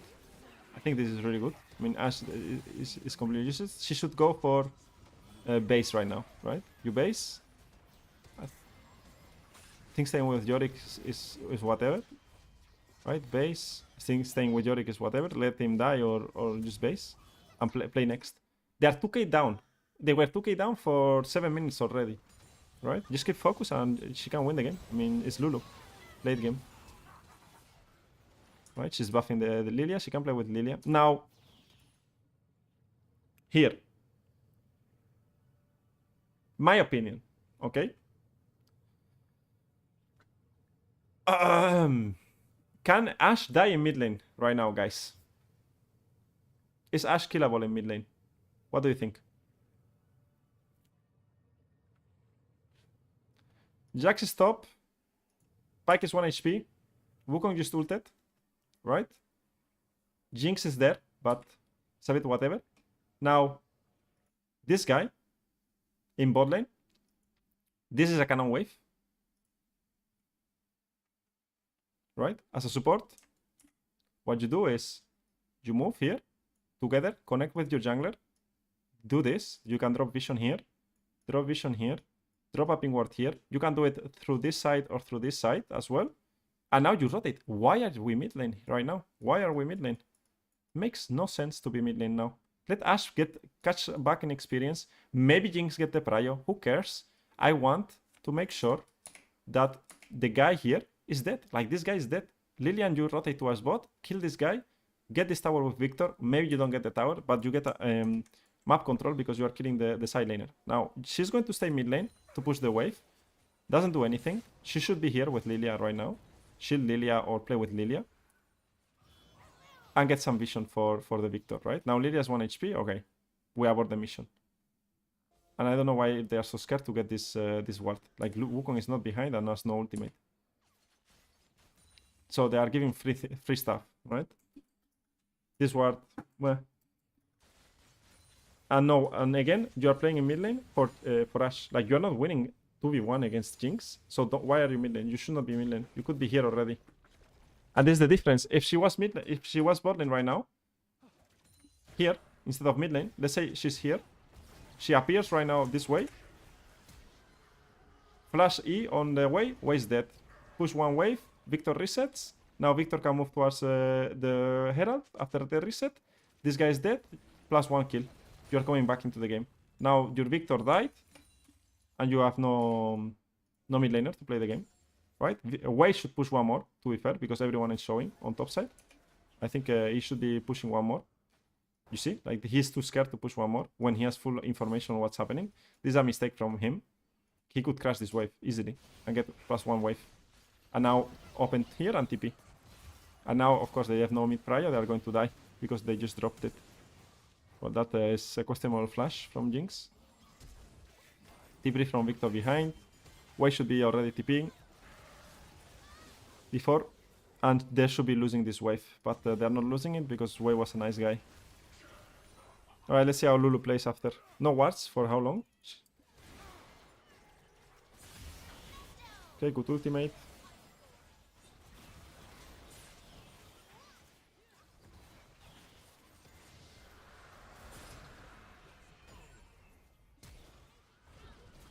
With Sureya's first build. Good. Nice. They're still behind a lot, by the way, 4k. Good sweeper to know you're not basing in a bad position. Jinx trolling. I hate Jinx players. I don't know. She has no flash and she's playing like that. She gives a 1 ward to Pyke. Going to our top side here is not bad. I like it. I like this. It's fine. It's good.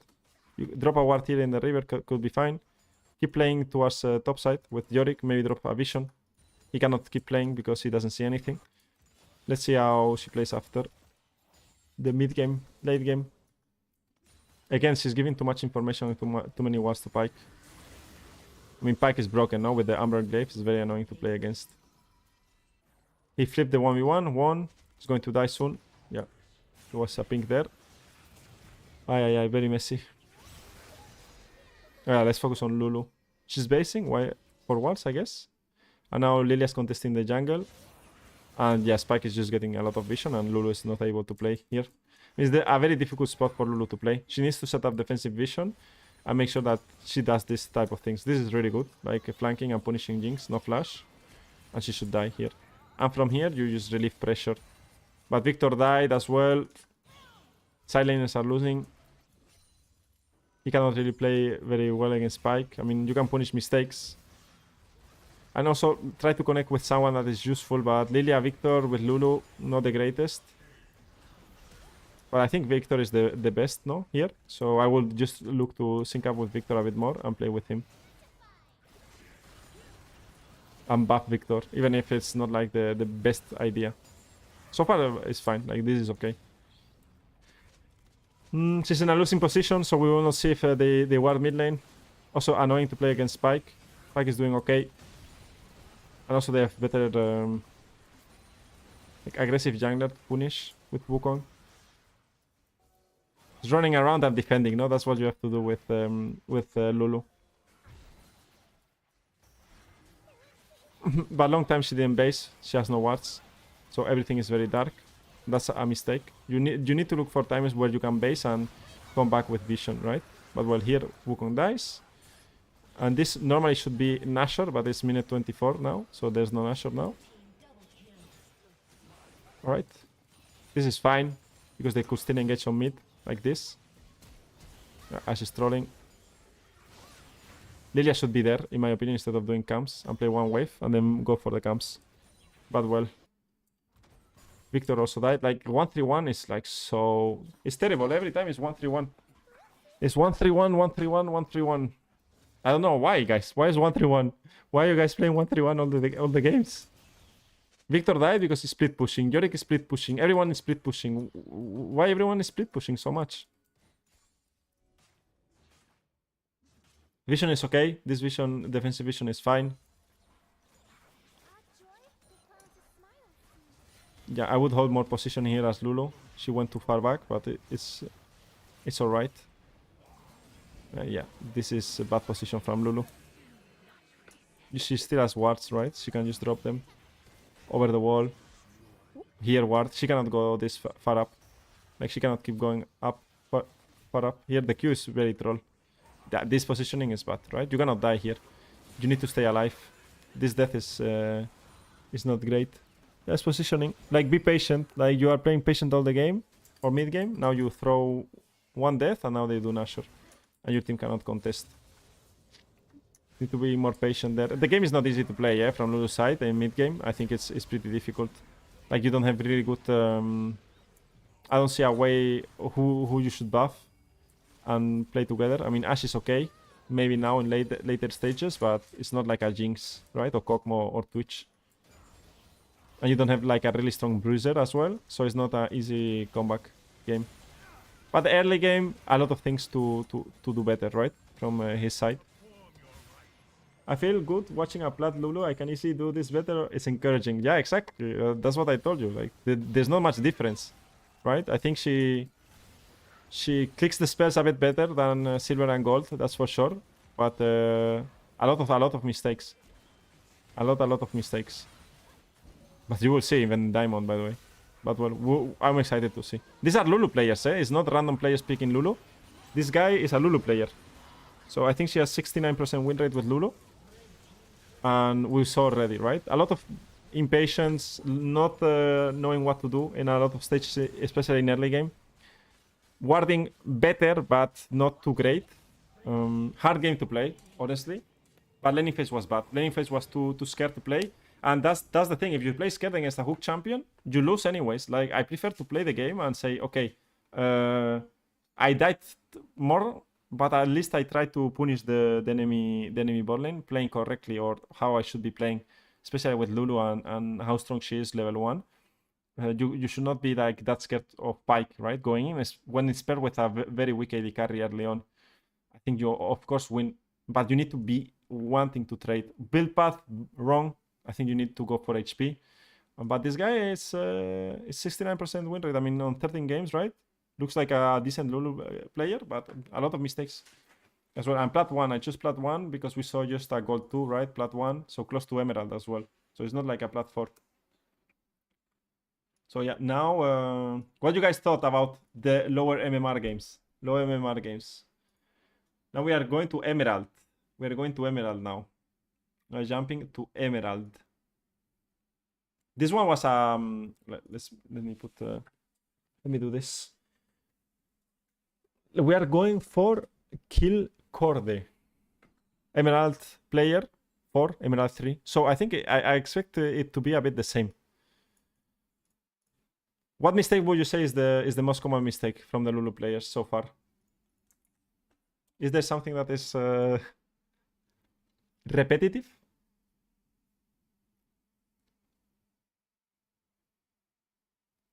Very interesting, calling us out too. In everyone does the similar mistakes. Everyone does the similar mistakes. So it's okay. It's fine. Everyone does mistakes. Now let's see. Jinx Lulu against Thresh Zeri. We can do a Ferios Lulu against Amumu MF. That could be an interesting one. Kokmo Lulu into Twitch Nami. The E-start is starting to tilt me a little bit. Yeah, against the melee champions, yeah, it's pretty bad. Kokmo against MF Brown. I mean, this is a free lane, by the way. This is free win. I mean, top laner lost. Do you guys want to see this one? MF Brown. What else could we watch? Vayne against Brand, Kaylin. This is a very hard one. Very hard one. You have to have a lot of patience and understand what's happening. We could watch that one as well. Zaya Lulu against Kaisa Alistar. Lulu. I think Lulu is better Alexis to climb. They don't ward mid. No, so far we didn't find a single player that wards mid. Two passive in lane, not knowing their champs power at level 1 and 3. Yeah, exactly. Yeah, that's a pity, by the way. I did put a lot of effort, guys, in explaining how to play Lulu early game, and a lot of you guys do very well. For example, Danny, when he started playing Lulu, and now it's a completely different. He plays better laning phase than the guy that just played Platinum, by the way. That's for sure. That's for sure. I mean, he's gold now, no? You're gold, Danny. You're getting there. But you guys see that, yeah. To be fair, I just tried Lulu randomly after playing tanks. She's strong. Yeah, she's really strong. Lulu is really strong. So let's see, what should we take here? What lane is interesting to see? I mean, this lane is unlosable, in my opinion. MF Brown, right? Like, you cannot lose this, but I'm going to watch, and I already see I know the mistakes, and the side lane lost, but it's still fine to play, right? Maybe it's like a solo laner gap, but I don't think it's a solo laner gap. Yeah, Danny's doing great with Lulu. He loves Zaira, but Lulu's better.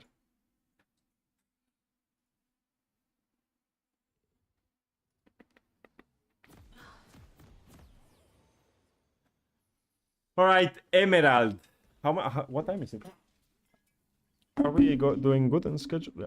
Okay, we Emerald, Diamond, Master, and Challenger. We have those to watch. Let's go. Pause. Let's play. All right. Hey, I want the chat off. Okay, let's see. I'm excited to see. Is Emerald almost Diamond, right? Hello, League Purpose. Hello. How are you doing? Welcome. So now they ward mid lane. They ward the last bush. They should have Prio in this lane. They should bully.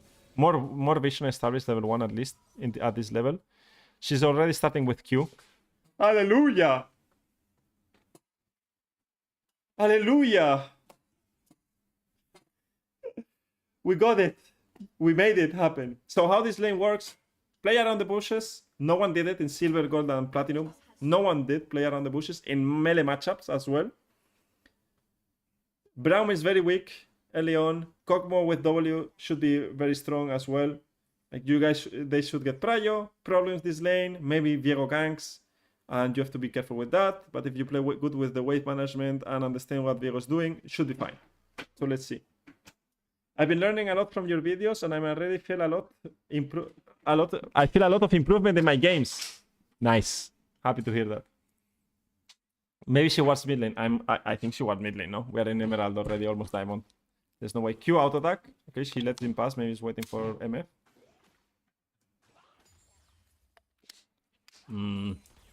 I will Q already. I think she's waiting a lot to Q. Q. Auto Q. Very good dodge. Like, very good dodge. Very good. Very well played there. That's a very good movement, by the way. You guys see already the difference, right? Not scared to face the Braum. sidestep the Q, and then you perma punish. I think she can be a bit more aggressive. I think here she's hitting too many minions. Very good dodge as well. And now they are dead. I think this is fine. Yeah, keep fighting.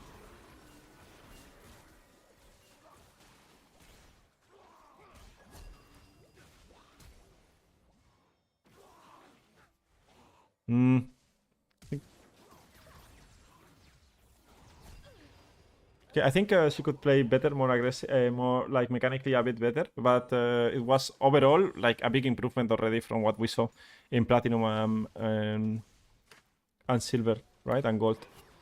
Like here, this is good. Like, for example, I would already be like closer. I mean, this is really good when he gets the level 2. Now, the enemy team also gets level 2. I think it's not that bad. I think the Q hits both of them. It's pretty good. It's pretty good trade. Aggressive at least. I like it. Finally. Oh, finally. We had to wait for 4 games to see someone play aggressive. That's why I don't, by the way, that's why I don't review your games, or I pick random players that didn't work with me, because I think it's a bit unrealistic. Because if, for example, if you work with me 1 or 2 sessions, you will play like this aggressive with Lulu, and it's not realistic of a gold player, right? Or silver player. So that's also like something that I might avoid, right? If we are doing this. But maybe in some days we'll change. We can mix it up with someone that... and I review one of your guys' games. But this is really good. Wave is pushing towards them. They have no sums. Lulu still holds flash. Really good. Very good trade. Let's see what she buys. Here, I boots some pink ward. Like, this is the problem I have, right? If you don't buy a control ward, then you don't control the lane that well, right? You are in a winning position. Pink wards are so important. Why? Because the lane is going to do this towards you. Now it's going to bounce towards them, and then when it's bouncing back, you want to make sure that you have a control ward here or control ward here to keep pressuring the lane, right? Now she had the gold to do it, and she's not doing it. And for me, it's a mistake. Why? Because this could be warded, and now you could establish one ward here for Xin Zhao to play, right? And now this is Xin Zhao, you are not linked up. I think this is a bit too weak from Lulu's side. Here I would play a bit more aggro, like contest the wave, try to thin it. Try to eat myself, drag it a bit here. So now they, instead of going to the river, Braum is forced to be here, right? So you kind of fake that you are freezing it, get a lot of damage from the minions, right? But you have your E, a potion, and make them play a bit longer the laning phase. Now, Xin Zhao is going to go back top lane. I don't know why he doesn't reset. He should base. One of the big mistakes of junglers here. Staying on the map without basing. I don't know what he's doing. I don't know what he's doing, again. And now you want your pink ward. Why do you want your pink ward? Because now you can establish a pink ward here, or later on here when the wave goes further up. So it can avoid you getting ganked by Viego. And one of the things that you don't want here is getting ganked by Viego, especially when you don't have flash on Kog'Maw, right? So that's one of the problems that you are going to face now, is a Viego gank, because Xin Zhao is going to do cracks and raptors, and then he's going to base. These trades are okay, but again, you have no control over this, and Viego should be bot lane right now, because he probably did bot to top, and you have to be careful with that. I mean, we see here he bot already, right? Compared to Xin Zhao. This is really troll. Like, my jungler is trolling. And I will place a pink ward here, right now. Boom. You place a pink ward here, and you have control over this tribush all the time. And you can perma push and perma bully, because Braum has no engage, and you are double range, so you want to keep pressuring all the time.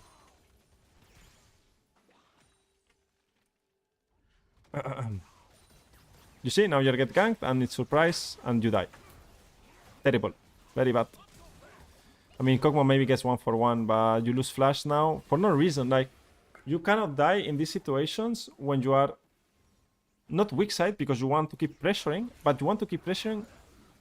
It's because you didn't want to buy 75 gold. 75 gold, hold the ward when the wave is pushing like this. When you crash a big wave like this, you go around, you ward here, place the pink ward here, and this pink ward is broken, because now Viego is going to come, takes the pink ward away, but I don't care. I already know where Viego is. The team already knows where Viego is, and this pink ward did its function, right?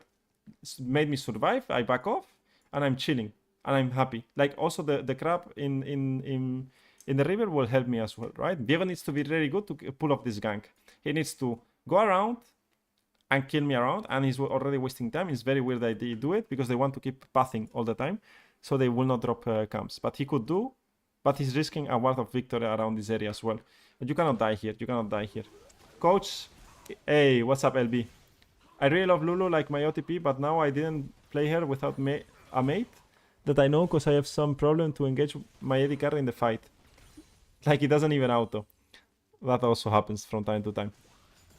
That also happens from time to time. Passive AD carries happens. But I prefer you guys to play aggressive than and correctly, the 3 levels, than play too passive. Because your AD carry doesn't want to play. And this is pretty bad from the laning phase, right? This should never happen. This should never happen. Now you base with Lulu. Get Ionian boots.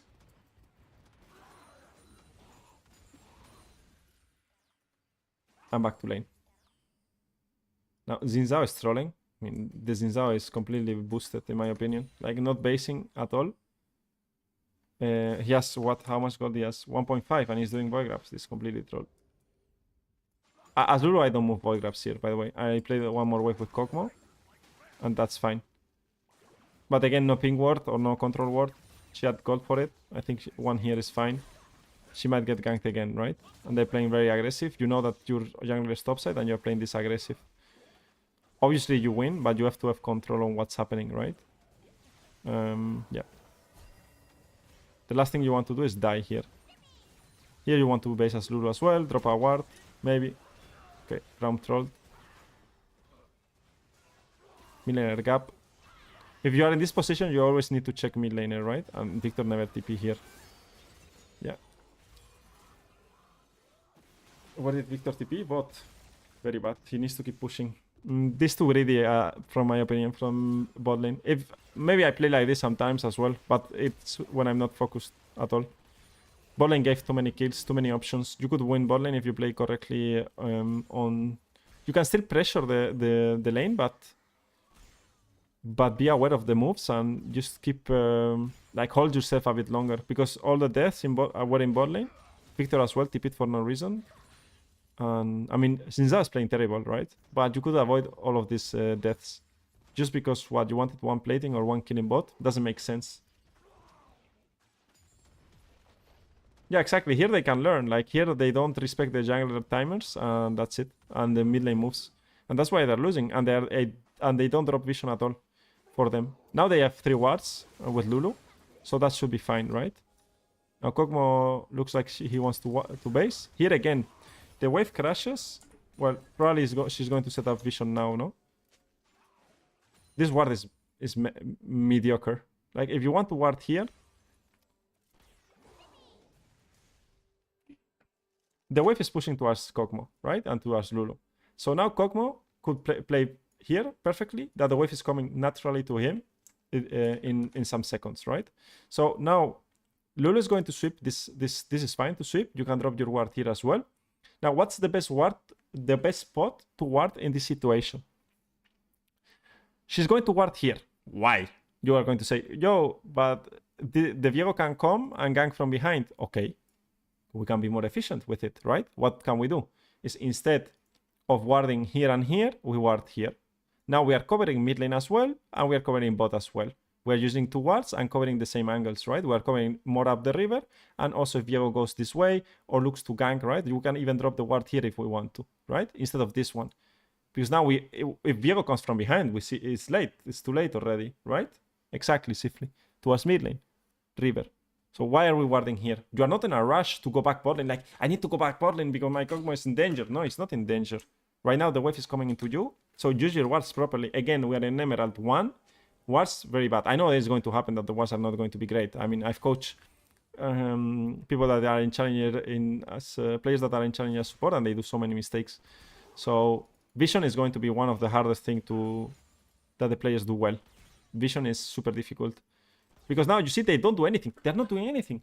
This could be warded already. You see how they are not doing anything? They're just waiting, right? So instead of waiting, be here. Drop a ward. Now you will get more information on what's happening. Maybe here it doesn't matter, right? This game. But it's good habit. Lulu didn't do much. Now she could be bot lane again. And it's perfect. She's sweeping again for no reason. too fast because Xin Zhao is not here. This is good, but later. Just do this later. And Viego's behind. Bad position by Lulu as well. She should not be here. She should be here. Too fast. It's a good idea, but it's too fast. She just need to wait for Xin Zhao a bit more. They should win this 3v3. Lulu Xin Zhao is broken. Too fast. You want to do here now. You start sweeping when he comes, or use the plant. And then you play together. Like, Lulu needs to be here. When you ask me, well, the polymorph. Yeah, the polymorph is fine. Like, if you are in this position as Lulu or this position as Lulu, like Viego flashes on Xin Zhao, then you can move forward and W the Viego. And then just go back, eat the Viego, plus ultimate the Xin Zhao, sorry. And then you still play here, right? And Kog'Maw can go this way or can go around, right? But you cannot insta-die as Lulu or ult yourself as Lulu in this position. Like, you already lost the fight. I mean, Xin Zhao is going to tank so much, by the way. Xin Zhao can carry this with Lulu alive. In which situations do you take Font of Life plus Bomb Plating versus Bomb Plating plus Revitalize?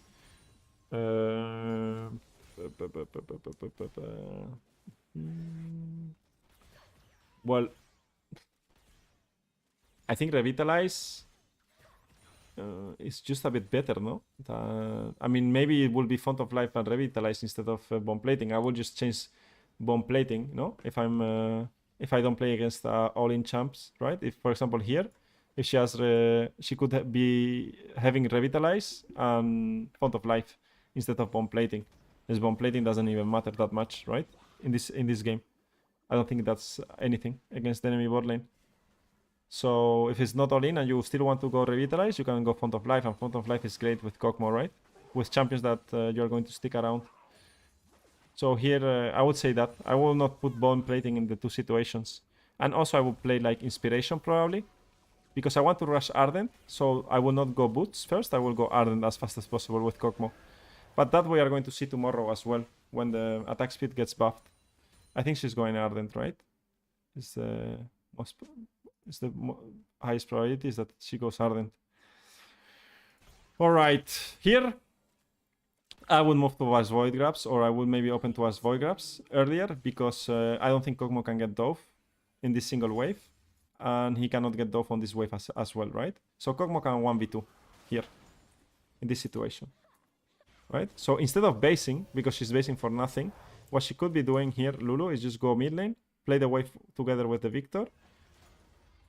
Victor is going to base. You can hold the mid wave, and then you are ready to play Void Grabs.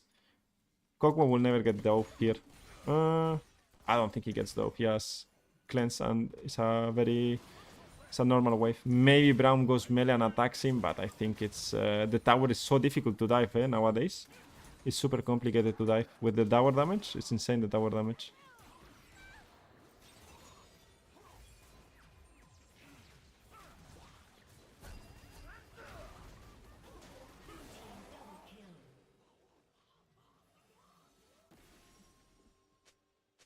What?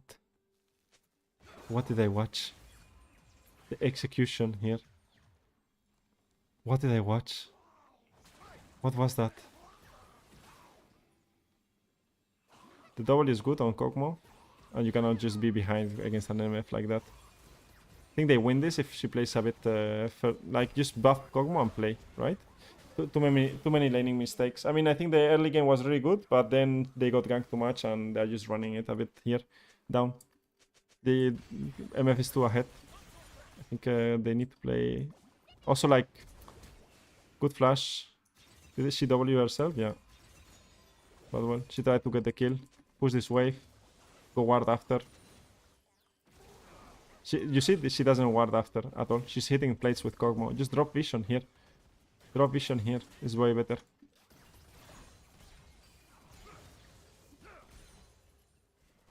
But this lane, she stays in lane compared to the other ones. She stayed in lane all the time. She didn't move a single time. The silver guy roamed way more than the silver guy didn't lane bot lane at all. And this guy lanes bot lane all the time, right? And just takes it. I think they don't want to play more, no? They are pretty tilted. But the game goes for a long time. By the way, the game goes for a long time. Let's see if they come back into the game. Once she has Arden and 2 items and Kog'Maw as well as 2 items, it's going to be... it's not going to be that bad. But here they're just dying and dying over and over again. She died with 4 wards as well in her inventory. She's not making an effort to get control wards at all to set up vision. She just goes default towards bot lane, playing with Kog'Maw. It's not that bad, but here she could set up some vision, get rid of some pink wards. This triple ward in bot lane is super troll. I think she's tilted, or she doesn't know what to do. And now she has Ardent, so Kog'Maw gets a bit stronger. Kog'Maw also has Blade. She's pretty strong. Lulu played well here, so for example here she plays she's buffing, but because she's in a winning position, then I'm fine with it, you chasing, right? Because you are on a winning position. She polymorphs Braum, alright. They get the shutdown. Xin Zhao gets shut down. I mean, they have a really good comp with Xin Zhao, Kog'Maw, Lulu for solo queue, right? They get the tower, they base, and they are fine in the game. I mean, now this guy is going to... I mean, they're losing side lanes, right? But it's not the end of the world. Let's see how they play now. Now Kog'Maw and Lulu need to be one pair and just move together. Well, Kog'Maw gets killed, and now as Lulu just have to wait a bit and be patient. Maybe buff Xin Zhao, play with Xin Zhao is not a bad idea. And just play with the next guy that can do something, right? Like here, the positioning is good. There. Okay, decent flash with E. So yeah, Xin Zhao with Lulu is very scary. This is bad. We play check for no reason. Almost died. Cancel the base and keep fighting with Xin Zhao. That's good. Good polymorph. Maybe Xin Zhao wins this. Yeah. Alright. They are way better in the game than before. Lulu almost has 2 items. I think she's going for Surelias. She's going Surelias? No. It's not Surelias, no? What item? Moonstone, no? She's going.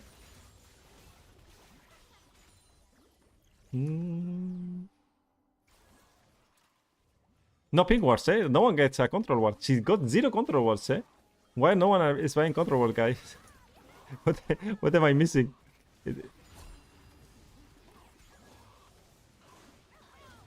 Too far up, but it's okay. Now, good ultimate. The E is bad, just E Kog'Maw. Gives the Ardent as well buff.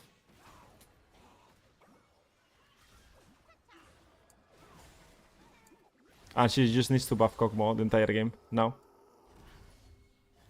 It's winnable game now. Here you polymorph the Viego, good. Kill Viego, easy. And now Kog'Maw is just a machine. Just need to keep Kog'Maw alive. Here you buff Kog'Maw again. Everything to Kog'Maw. Very simple, by the way. WE to Kog'Maw. Run around. Here you are on a winning position, so you can go more aggressive. Good. They should be able to win this game. Oh, Atakan is a bit risky. Yeah, bad position from Lulu here. She tried to get a ward, which is a good ward, but yeah, just disengage and reset. They have so much gold, right? Like, Kog'Maw's 2k gold. Just base. I don't like this. Like, just take a win, base, and play after. They're going to get Atakan, right? And I don't know if they will be able to play this. Who gets it? Xin Zhao gets it. Clutch. Good positioning by Lulu. You saw how Lulu ran away to the bush to make sure that MF had no vision. That was really good. That was really good. The positioning from this guy is way better than the other players that we saw, right? In fights, you see that she moves a bit in and out, in and out, in and out. She's harder to kill. Some positioning is a bit questionable, but she's just keeping very simple. WE on Kog'Maw and just keep playing, right? And make sure that after WE, her positioning is good. Now she should reset and just, yeah, take the base.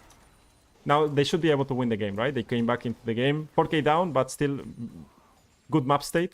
Or way better map state. Kog'Maw has almost 3 items. She has 2 items already.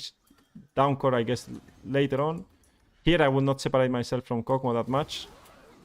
I still have the Atakan thing, but I don't like this, right? You don't want to die with Lulu first before your Kog'Maw. I don't like that face check. You guys saw? Doesn't pay. It's not good at all. Because Kog'Maw needs Lulu. You need to be alive to play. She's trying to die with the withdraw, but with the attack and thing, but yeah. It's a bit pointless, no? I think it's you give 200 gold anyways. I prefer to not give anything. And here you just play mid lane. I don't think like they have to do much. You can push and move to a side lane and that's it. Push and move to a side lane, we speed it up. Play on a pink ward. You guys see how she's playing on a pink ward. She's not showing on mid lane now. She may show now on mid lane to buff the Kog'Maw. But she's not like initially showing here, right? She was on a pink ward and hovering a bit mid lane, which is way better than what we saw. Now the question is, did she ward mid lane this game? Not yet, no? Is she warding mid lane? She should drop a ward here. Maybe she does now. She's not dropping wards in mid lane, by the way. I mean, Braum will, if Braum sees it, it will clear it, but it is what it is. Did she drop a ward in mid lane? I didn't check. But we'll see later. Now they are in a good position. Imagine if early game they just played smarter. If they played smarter early game, this game will already be in such a good spot, right? You gave MF 3 items for no reason. This ward is okay. It's not the mid lane ward that we want, but it's better than anything. It's more aggressive than the other ones. Playing for mid tower without Trundle pressuring. It's risky because you can get collapsed, but well, Victor is really good at zoning. Now here they should be careful. Kog'Maw.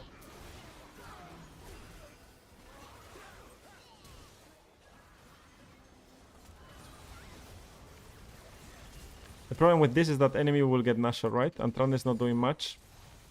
I think it's not too smart to keep playing here. To die and give Nashor to the enemy. Because now the enemy has, again, the control of the game. After the tower, just reset. Just reset. I understand that they want to stay and fight. But it's way better to reset and just reset the game. Play for Nashor and that's it. Have more control.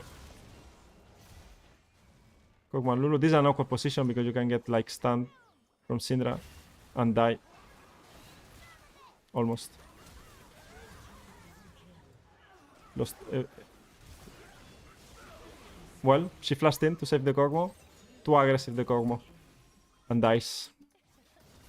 Okay. I think they end up losing the game. Sadly.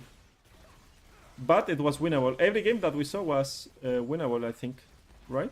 The Pike one as well was winnable. I mean, the Pike one maybe was the hardest one. But this one, I think it just early game Early game was decent, the first trade. And then it was really bad. Because they don't know how to play around the jungler, right? And I bet there was like, oh, enemy jungler just too better. Enemy mid lane was bot. And so on. But if you see it that way, yeah. Enemy jungler was punishing bot lane more. And your jungler was not doing anything, right? But just vision setup and respecting, playing smart, not done correctly by this bot lane. And this guy is Emerald 3. No, this guy was what? We also Emerald now, no? Emerald 3 actually, was not Emerald 1. 96 games of Lulu, 58% win rate. So plays a lot of Lulu. It shows way more aggressive than the other games, by the way. Way more aggressive. Better laning phase, more confident in the trades in early game, but too aggressive, right? Without respecting the new jungler, so you are not that consistent.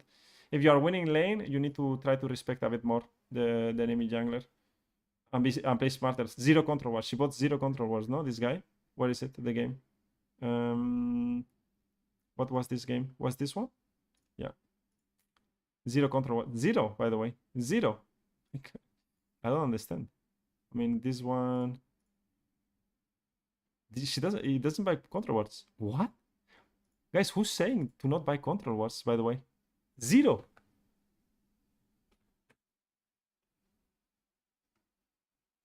Why? To get the items faster. Like here, I think it's duo with this guy. Yeah, he was duo with the Kog'Maw.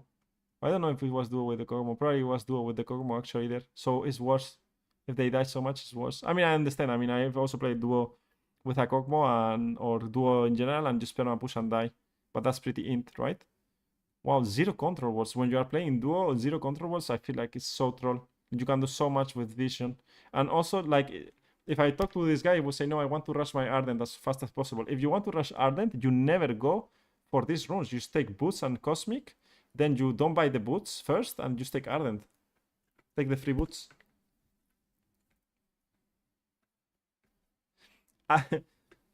I could be mistaken, but I think Skillcat was against buying control wards in low elo. Oof. I don't know. Maybe you need to find me the video and we can watch it. But for me, it's an abomination. I don't think you should buy 2 control wards or perma control wards every base. Maybe, right? But zero control wards for me it's too troll. Like this guy buys 3, 4, 5. For me it's too troll. This guy is the master player. He buys a couple, right? And I don't say buy control wards for your teammates. Buy control for you to keep playing the lane, right? You were doing great. This guy was doing great in laning phase, but he was not getting any control over it. Yeah, if you find it, we can watch it. We can watch it if you find that. Is it this? This guy is Diamond Lulu player. We're going to watch this. I need to take a break. Quick break.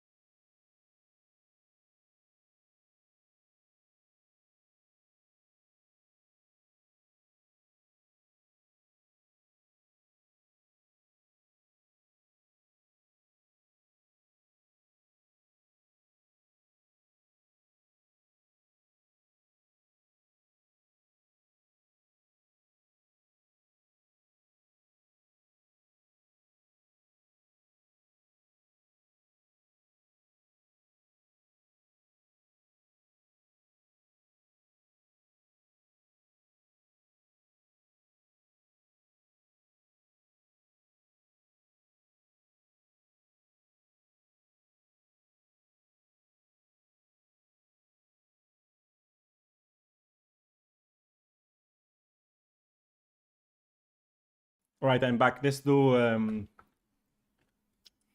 diamond now. No? What are we now? Did we do emerald? This guy was emerald. Let's do diamond. Lulu player as well. Also plays Nami. Some jungle. So let's look at this. So what should we look? Let's look for a poke lane or something. Let's look for a lane that is more pokey. Maybe this one. MF Lulu into Varus Lux can be good. I think that can be a good lane. Also it's a win, so we can see. Is it a long game? It's 22 minutes game as well. I mean the Rengar goes. I mean they are playing against Soraka top. Maybe. Which game should we look into? Matchup. I mean, it's not the worst. Maybe we can see laning phase wise. I don't think that this one is too bad. Let's look at the laning phase of this one. 0, 4, 12. Let's look at how he plays, and then we diamond. I mean, then we have master as well. So master, we can. What's up, Lady Nova? You love Lulu? I love Lulu as well. Lulu grind today. Let's see some Lulu players. All right, so we are already on diamond. This is diamond, so we can see how a diamond Lulu plays compared to the rest. We already saw silver, gold, platinum, emerald, and now diamond. She's FK level 1, so that happens. Not the best thing to do. And after this, we are going to watch a master one, and then we are going to watch the challenger Lulu from E West. So let's see how they play. So again, they're going to go level 1 bot. It's a good choice because you're playing against Lux Varus. So normally they want to start in bot lane, so that's not too bad. Lulu was late, so I don't recommend being late to lane. And now they start in a good position, right? So this is good. Like, you give access to your bot lane to start in lane against this lane, which is double poke. So they can look for some early trades and win. Okay, so she goes Q first. You guys see how she goes Q first? And this is really good, by the way. Let's watch again. Let's zoom in a bit, because this is a big difference compared to the other Lulus. And no E first, just Q start. MF starts, auto attack once, Q auto attacks. Now it's going to use another auto attack and go another auto attack with Aeri, right? Another auto attack with Aeri, another auto attack, Q, and keeps auto attacking all the time, right? I think she overtraded a bit, but well, Varus flash for the first blood. First blood doesn't give that extra gold, right? And now no summoners from Varus. Now, in my opinion, she overtraded a bit. I think she should have stopped earlier. When she has the Q auto attack with the Aeri, then I think you stop and you already have control over the lane.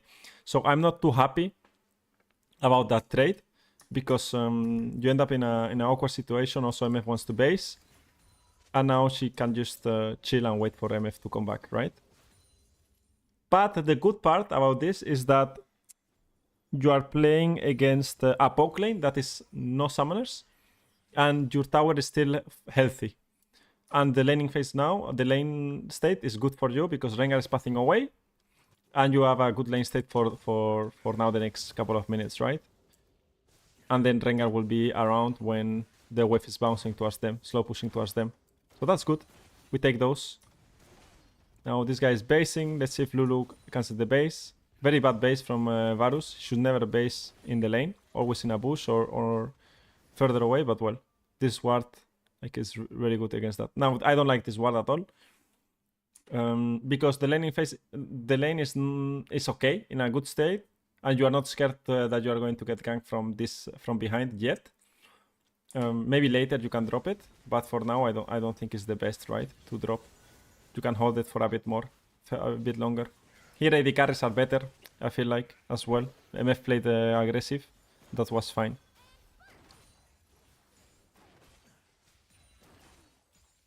They need to crash one and base, most likely. I mean, MF can stay in lane longer, not just good sustain. I mean, she's shielding herself. She should play down. She's going down a bit. I don't know if she's going to play in the bush, or what is she going to look for. Probably reset. Oh, there goes a pink ward. I like that pink ward. I don't know if I would place it here. I think it's fine if you want to keep playing the lane and MF will stay alone. Maybe if you base, so it's not that bad. In my opinion, you can force a bit more enemy wards on the bushes and play bush control more, but it's alright. Problem is that they might lose this pink ward now. Right, she stays. For sure I would play down here. Like as Lulu playing up, I don't really like it. I think you can play down for sure. And you create more pressure for Varus and Lux. The next wave is a normal wave. Maybe she can stay and hold it if they push, or it's just going to be neutral. Alright. Now Void Grabs are coming up, so you can move towards mid lane and play the mid wave, and then towards Void Grabs. Let's see if Lulu does that. We're already on Diamond, so I expect something like this. Maybe she drops just a ping ward, but she already has a ping ward established on bot. Now she spots Viego, which is great. She can sweep this ward. MF is coming as well. Now Rengar has free Void Grabs because they spotted Viego, so that's okay. I think it's a good opening towards... I don't know what she was going to do if she didn't see Viego, but well, we will not know for now. This MF ward, and she already bought 2 pink wards that were very useful. I mean, she still has 1 now. Yeah, that's pretty nice. Let's see how she plays from here. That guy didn't buy any pink wards in Emerald, eh? If he doesn't buy pink wards, he's going to stay Emerald for a long time. It's cursed. It's cursed.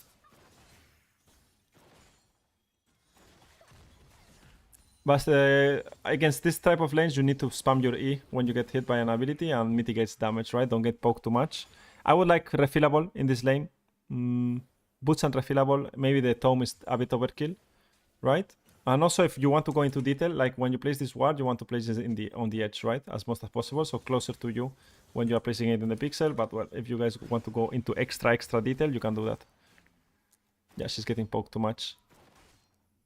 She's probably very close to dying here. But this is good range, right? You want to buff your AD carry, but don't be too close to the enemy. I mean, here she needs to react faster with the heal. I would heal here. Here buffing is fine. You buff, and here you already want to heal, right? You heal so she can get extra autos and be faster. And also, like, you need to be careful with this Q. Like, mechanically pretty poor. But well, they get the 2 for 1, not that great. Not that great. That's why I prefer refillable. Into poke lanes, I will always go refillable. What's good about the ping ward? Gives you, information, no? Of what's happening. Here, you can keep playing. If she doesn't get this poke down, she can keep playing, and they have control on this one. I like it more here if you are winning. Here, if you against poke lanes, this is okay. Right? Gives you knowledge on what Viego is going to do, if Viego is going to gank you. And also you can just fog, right? Because if, let's say, they are not dead in this position, Lulu can stay here, Miss Fortune can play the lane, then you can get control over this one with a ward.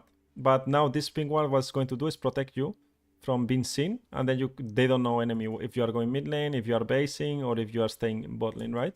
So you can use the ping ward to do a lot of different things, right? Keep the enemy guessing all the time.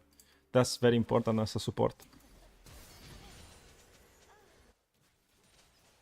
And it gives you good vision. So she's getting another one. She opens mid lane directly. Here, this I like, because she's going to protect the camps. I don't know if she does it on purpose, but you have to protect this camp, and this camp. Maybe she's just opening... she doesn't does it on purpose, right? She's not doing it on purpose. She just has the habit to open mid lane all the time. I know this because right here, if you want to protect these camps, because you know Rengar is here, you want to stay here a bit longer, right? You don't want to go bot lane and just wait if Viego is going to come or not, drop a ward yourself here. Like, change your ping ward from here to here, so it will protect the entrance, right? Because Viego wants to steal camps. So here the job of Lulu is protect the camps, right? Like, yeah, just wait for Johnny a bit. Once Johnny is a bit closer, you can keep attacking and maybe look for something. He gets only 1 camp and that's it, right? And you kick him out. Pretty annoying for Viego to play against a support that covers camps. I just played a game, coach. I think I spent too much money on pink wards. I won, but I think I spent easily over 500 gold in control wards that game. Is that too much?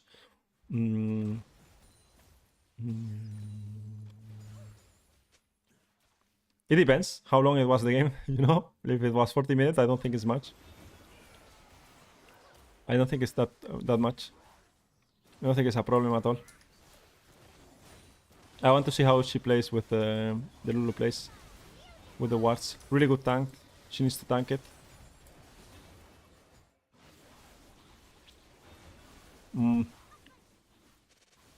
Helping Rengar here. Maybe I don't like to help Rengar here, and I would just base and let him do it alone. Or this is not controlled. It's a bit. It's a bit risky, but it's okay. I mean, he can help. It's solo queue at the end of the day. Solo queue dragon. Speed up the Rengar dragon clear. And now they go together and open together. You see how they are together all the time? Sweep the important bush. Now let's see where she established vision. Because I would ward around here. She sees an opportunity to punish wave, so she goes directly to the punish wave, which is a great thing to do. You guys see the difference now in Diamond here is that she cares about the mid lane wave, and the other guys will be hitting the void grabs, right?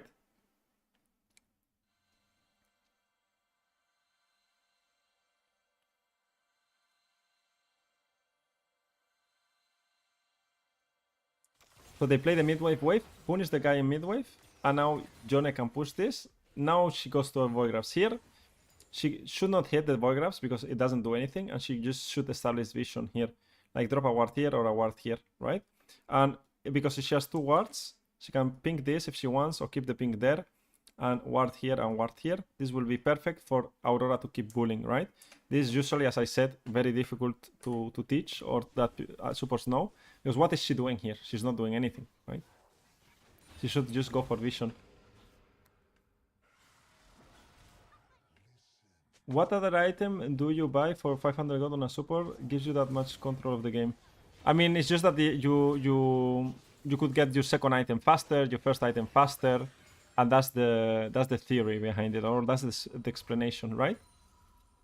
Which is true, but it also like it's true, but you don't understand what ping wards do if you don't buy ping wards at all, right? Like if you don't buy a lot of ping wards, it's fine for me, especially when you're playing an enchanter, because enchanters like to have like Moonstone fast. But this guy got Moonstone at level minute 11, right? It's not that bad, right? He also got normal boots. It's totally fine. But if you are buying control wards, enemy doesn't buy control wards, you are going to be in a better spot. Trust me. If you know what you are doing with the vision, which normal people don't know how how it works. Like for example, Lulu didn't ward here deep, right? Once she got a successful play, and we're seeing already Diamond. So if you remember, whoever watched the video, 10 mistakes that support usually do, warding after a good play. Here, pause. Here she needs to ward deep. She can ward deep here with Rengar. Let's see if she does, right? Probably she will do. Or maybe she goes back bot lane, right? She plays mid wave, no deep ward, right?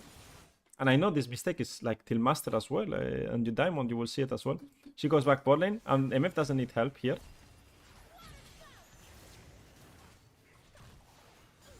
Right? MF doesn't need help 1v2. She died, but she didn't need help, right? From Lulu. She could farm this wave perfectly under tower. And Lulu be here already, right? Getting this vision and killing Soraka or sticking with Rengar because MF is totally fine. And she's level what? What level is she? She's level 8, getting level 9. And Varus is almost level 9, like halfway there. So she's level 9 already. And she doesn't really need the Lulu. What happens is that she's not getting dove here, even if Diego's bot. And she can just establish vision back and then defend the bot lane on the next wave. Because this next wave, maybe he needs to defend, but it's not even a cannon wave, right? So it's hard for the enemy team to dive her. Just that MF decided to die, right? And you need to be careful because, yeah, Diego can be bot lane and you can die. Because your jungler is topside. So you have to respect all of those situations. It was 34 minutes. I just noticed that on average, if I can afford to, I will buy 2 controls every time I leave. If it's messing with the item. I think 2 control wards is too much. I mean, 2 control wards at minute 30 is fine because then you can establish 2 control wards. And for example, if you open the map and there's 2 control wards, you can place 1 here, get rid of the vision, 1 here, get rid of the vision. So you are using control wards like sweeper. But I normally never buy 2 control wards in solo queue. I will just buy 1. 1 is fine. 2, I will not buy. 2. Here, for example, Lulu doesn't open bot because MF doesn't need Lulu here, right? Lulu goes towards mid lane. That's fine. Plays around the mid lane. Also places vision around mid lane. Most likely a ward here. Or disconnects. That's also fine. She also disconnects, right? And stays here as a human ward. So that's it. And she reconnects. And she reconnects. Let's see how it goes from here.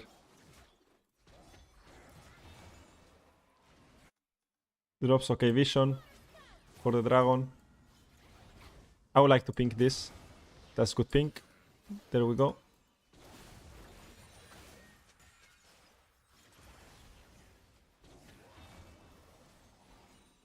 All right.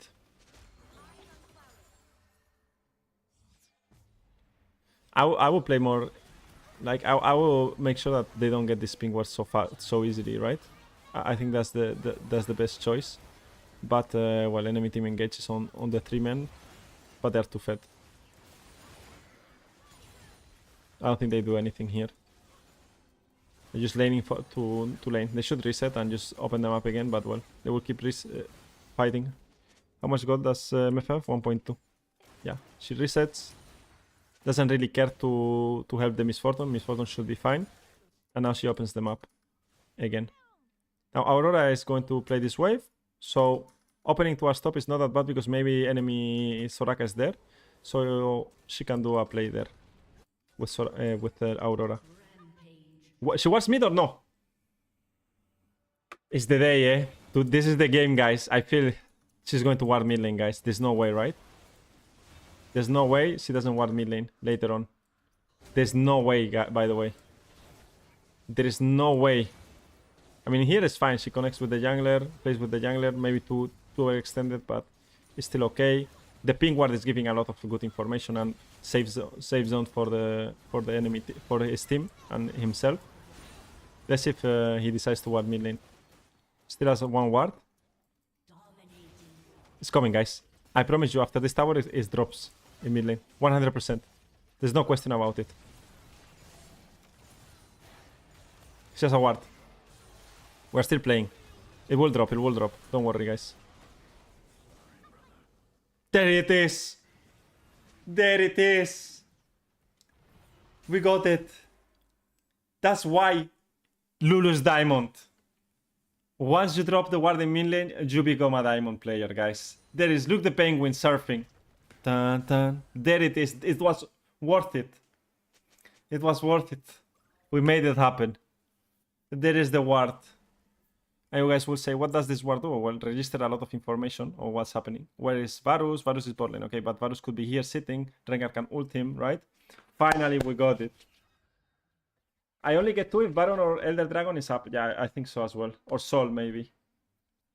It was worth it, guys. The entire day has been worth it to watch this ward drop. Now we can say Lulu players drop the ward in Diamond. That's the data. Only one player per ranking. Lulu players drop the wards in Diamond. Maybe in the future, next week, we watch Soraka players. Maybe Soraka players drop it in Silver already, you know? We can have that that ranking, right? Diamond, Lulu warded mid lane. Let's see the other champions. When should we put ward on mid, bot, top? I mean, on mid lane, always. Always that you can, you ward mid lane. It's very good habit. You see, Wei is here. Now, this guy knows Wei is here. Now, Rengar knows whoever is here as well. So, Rengar can use his ultimate very nicely on mid. Now, you know, Soraka or Lux is coming. It looks like Soraka, actually. And you see everything, you see? Like, it's not dark anymore. Now, Aurora can TP on this ward. If she wants to make a play, maybe later on, right? So it's important. It's not about what you see. Flank, boom, dead. Give more windows of opportunity to your teammates. That's what you want to do as a support. Give opportunities to your teammates to play. If your teammates suck, you lose. That's it. But your teammates normally are not that bad. We saw it with the Ashe in bot lane as well. Lulu abandoned the Ashe for no reason. I mean, here they are playing too much. I think it's time to reset. Yeah. She should reset already. Dead. Just like 3 stupid deaths, you know? Damn deaths that... What's up, Lom? Can we do Janna next week? Maybe. Maybe we do Janna. Let's see what we do. Let's see what champion we do. Maybe we do a vote, right? We do a vote and we see what wins. LOL, one player in the rank is a low sample size. No, Danny. It's all I need. It's one player only. Hey, just join. Have you seen the Electrocute Q Max into W Max Lulu? No, I don't, but maybe tomorrow, no? Is the day to test it? Because tomorrow Electrocute gets buffed. 2 out of 3 best rated Lulu OTPs on Analytics played every game. Maybe tomorrow. Tomorrow gets buffed Electrocute. Maybe they're trying it, you know? I sweep a lot of gold, silver midwards. Okay, Danny. Maybe it's not the support who does it, right? Here, today, I'm a bit disappointed. Today, I'm disappointed. But it's just so you guys make sure that you ward mid lane and don't forget. Alright, we did Diamond. Master now. A Master Lulu player. He has been Master for the entire last year and 500 LPs as well. Plays a lot of Lulu. Also plays a lot of Rakan. No, you don't get penalty if you DC for a short period of time. Depends how long you DC. If you DC for a short period of time, just when you win, no. Doesn't matter. Okay, let's go for this guy. Let's watch a Master Lulu player. How you guys liking so far the reviews? From low elo to high elo. I think I started silver because I think silver is better than bronze and iron. I feel like iron and bronze, there are still a lot of new players and silver is fine elo to start already. And we can see it, no? We can see also the same mistakes. What should we get? A loss? What should we play? What should we get? What should we get? What is this? Azir bot lane. Okay.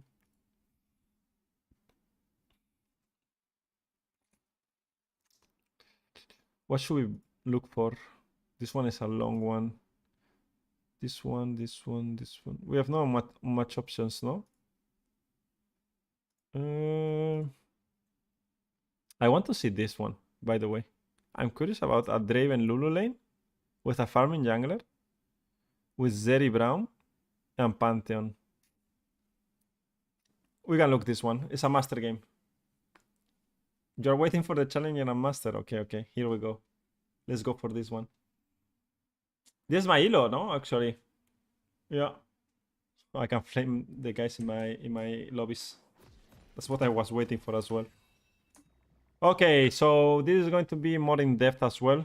I will try to make it like everything that should happen. It's a master player, so a lot of things should happen. The other elos I cannot demand a lot, right? Because at the end of the day, this elo is already very like master 200 points is top of the top, right, of the ladder. So here, if the guy in Emerald got ganked 3 times, he doesn't know what the jungler does. For me, okay, happens, right? But here he should know. You are playing with a full clear jungler, that is Diana, against Pantheon. Pantheon is going to gank. What lane is going to Pantheon going to gank? Warwick lane or bot lane? Bot lane is difficult that he ganks because you have Zeri against Draven. So most likely, I don't know if he will look for that. But here, for example, is a good way to get control wards and get control of your lane, right? Why Lulu didn't get sweeper? Because she wants to get this ward. Most likely, it's nowhere Pantheon starts. It's not that bad because you're playing with Diana. When Diana is a full clear jungler, you can play with the ward and use this ward to give information for your jungler on what's happening in the game. I think that's fine because you are auto-winning anyways bot lane, right? She's going to start Q again, right? So they have control anyways. They win level 2. So things that I don't want to see is overheating the wave when you have already level 2. Because you already have level 2 here, right? Okay. They go aggressive. Here they hard win, by the way. Here I want to see the heal already popped. And they win. Yeah, I don't know what Braum is doing. Yeah, they win. Okay, I take it. That's fine. Now Draven has to push this lane and crash it and then base. Lulu could move towards, for example, here, defend this camps. She's going for Tome. I don't like Tome. I would go Boots and Control Ward. Why Boots and Control Ward? You are faster on this situation, and then you can use your Control Ward to drop it here for Talon to play. You can drop it here to defend camps from Diana, because you know Pantheon is going to be very active. So Tome, not the greatest. Here showing, I don't think does much. This Q is very bad, doesn't do much for the game. Now Pantheon could come here and trade for you or look for a play, so you have to be careful. He can do 3 camps into fight.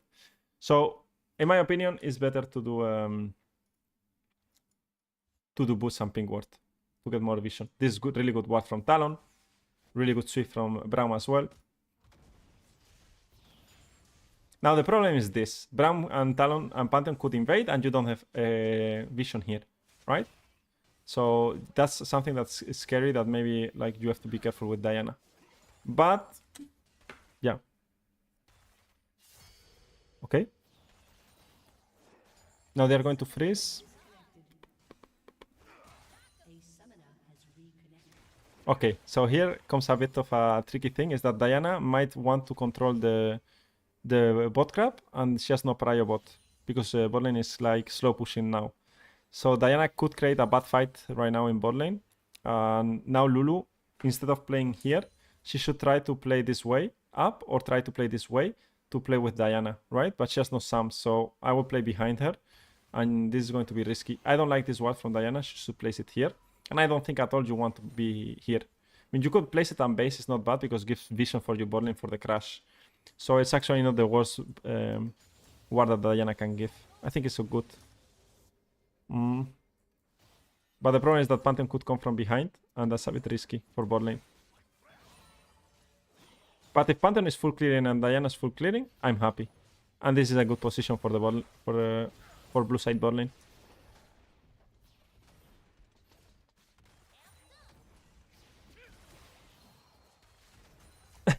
But this Braum is silver for sure. No. What did Braum do? Like, he tried to go for an all-in. Not the worst, no? And here they have a better advantage. Now, Lulu, what I think it's better to do is, like, now this position you play up here, and you can punish more the enemy bot lane. Push and be more aggressive here. Like here, up, up, up, up. She's going to do it, right? There's no way she does. Yeah, exactly. You guys see how she's poking up? She has more space to do it, and maybe they even try to look... just to punish and make sure that Zeri cannot farm properly, right? And she has a hard time farming. This is good. You keep poking, push one more wave. Now the Tome is paying off, of course. But Boots is also pretty good to dodge like Braum Qs and this kind of stuff.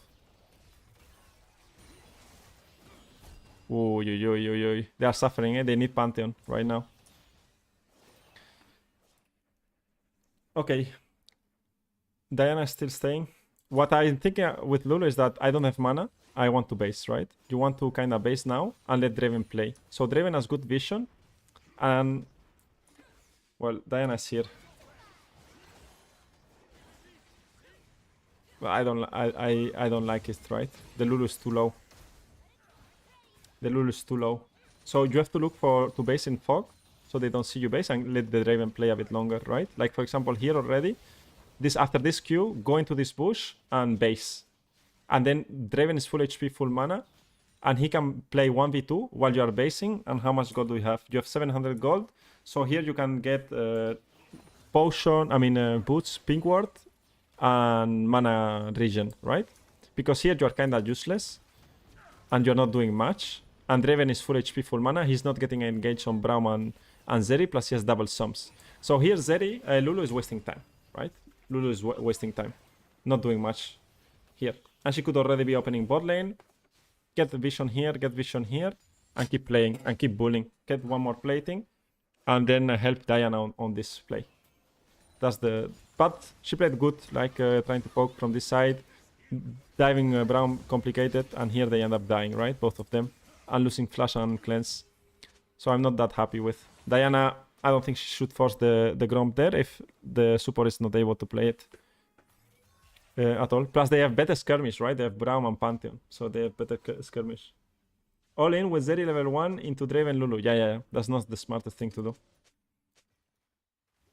But they just play aggro, right? They connect the Q and they think they can keep chasing, so the passive of Braum is pretty strong. So he flipped it.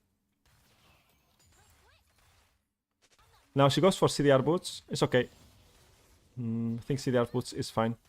It's not the end of the world. Again, in my opinion, control wars do a lot. Here you guys see how she's fighting all the time. She could have got the kill if she clicks a bit better, like more aggressive. But the damage of Lulu is insane. Alright. Here she trolls. Braum trolls more, right? Like, these supers are master, by the way. You see how crazy they are? You need to be a bit crazy to gain Elo. That's something that you can get... some information you can get there as well. I need to be a bit crazy in my gameplay to climb. Alright. I think she's overstaying too much. She should have already based. No control walls again. I think it's pretty bad to not buy control walls, especially when you're playing Master. I think that's very troll. She had a really good position already in lane, and if she based better and she bought Vision better, she will snowball the game harder. Like way, way harder. Especially when you're playing with Draven and a strong lane, you want to have access to there. Now, this is a mistake that Lulu does.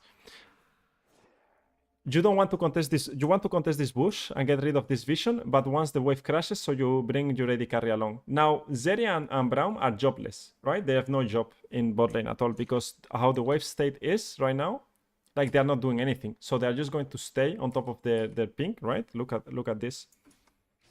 And they're just going to wait for the wave to come because anyways, they're not losing anything. So they're going to take a trade onto, like Braum is playing too passive. He should already be like more aggressive, but they don't know where Diana is. So I think like he's panicking a bit. Like, I don't know where Diana is. I don't want to play that aggro. Now, again, if you had a control ward here, as I said, and I explain all the time when you're winning, now they don't see Talon rotating if he's here. They don't see Diana if she would be here. And now they don't see Lulu. So that means that Lulu could be here or could be going mid lane or could be on walls. And they don't know where Lulu is, right? But because they know where Lulu is, they can all in like this as well. Because they know that Lulu is not connected, right, to Draven. You guys will see. So now they know Lulu is not with Draven. Or not that close with Draven. And they can look for some things, right? Like, what is it? Yeah, I think they are very disconnected here. I mean, and Draven takes tower shots for fun, no? 2 tower shots, yeah. It's over. 2 tower shots. Good flash in by Zeri.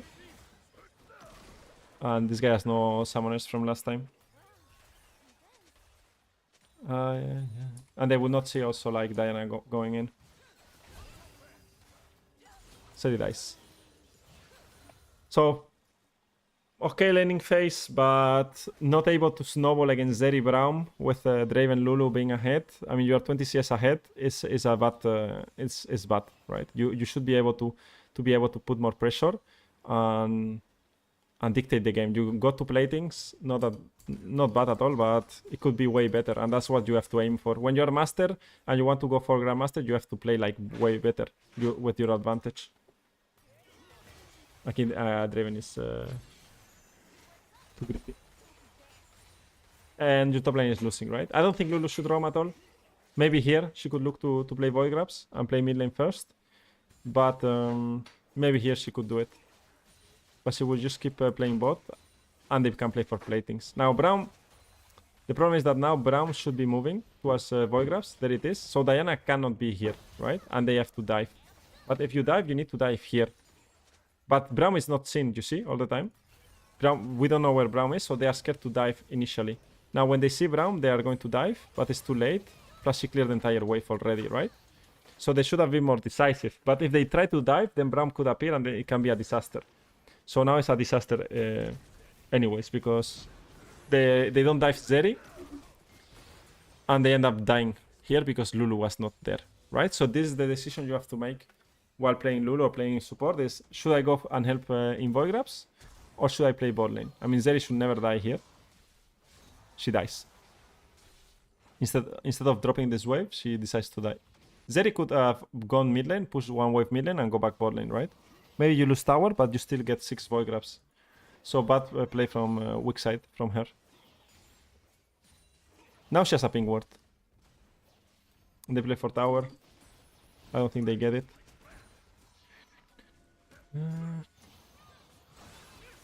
She stays for one more wave with Diana. Too deep. Again, the problem here is that Draven is not connected with them. They're making a play without Draven. I dislike it a lot. Just wait for Draven and make the same play after when Draven is here. Let Lulu reset. Lulu has item already. Well, not item on base, but... Well, she has item on base, yeah. So let her base and then you play again. You don't want to play like that. Like, you want to wait for your teammates.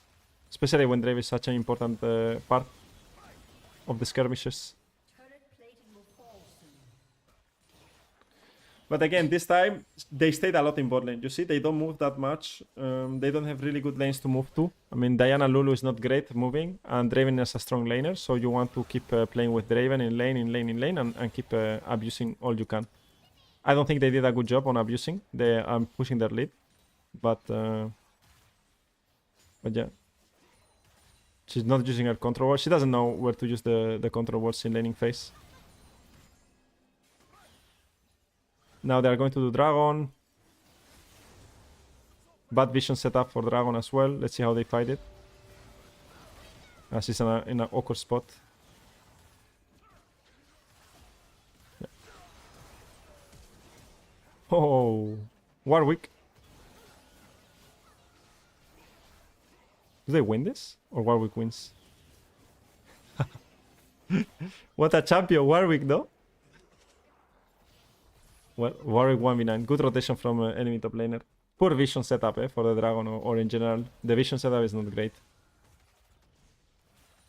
But she's confident on playing the lane. Could be way better. And I didn't know this skin of Lulu.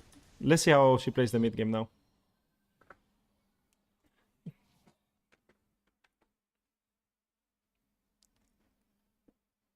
Balanced champion, no? Yeah, Warwick ahead. Like he got tower as well on top. He already has one item and a half. So yeah, it's going to be balanced. But the game doesn't look that bad. Just that the difference in bowling is not that big. How it should be, right? It should be way. After what happened level 1, it should be way bigger. She did it? What happened here?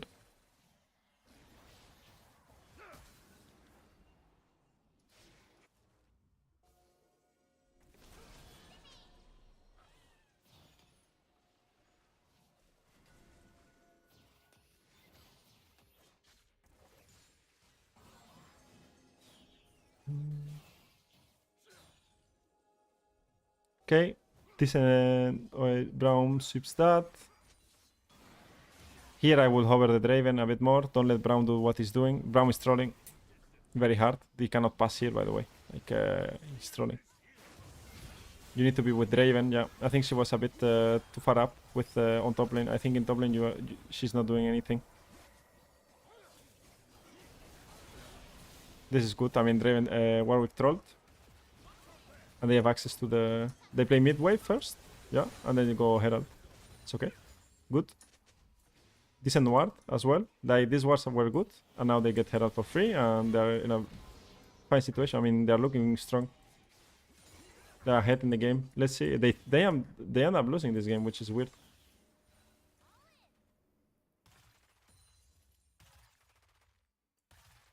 No, ban the spams and the bots, right?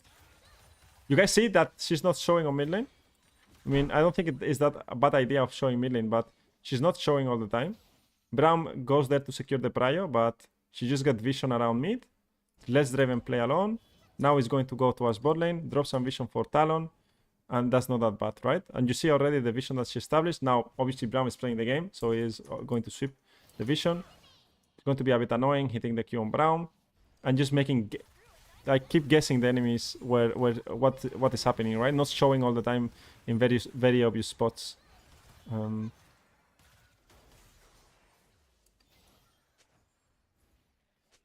Now in my opinion, she should look to. I mean, she cannot base, but well, she still has a control ward to place. Talon is dead. I think here she trolled. She wanted to help Talon when, in my opinion, you don't have Talon in this situation because Diana is not here. You cannot do much here. She's getting collapsed, or he's getting collapsed, and here position-wise it's really bad. You don't take. You got ulted by Braum, and you die for no reason here. You should just let Talon take the 1-for-1. Talon die, and now you play the Dragon with your team, and you are here in this position, right? And that will be fine, because now. You not being here makes them getting the Dragon. And this happens after. Yeah, mistake from Lulu just dying, trying to save his teammate.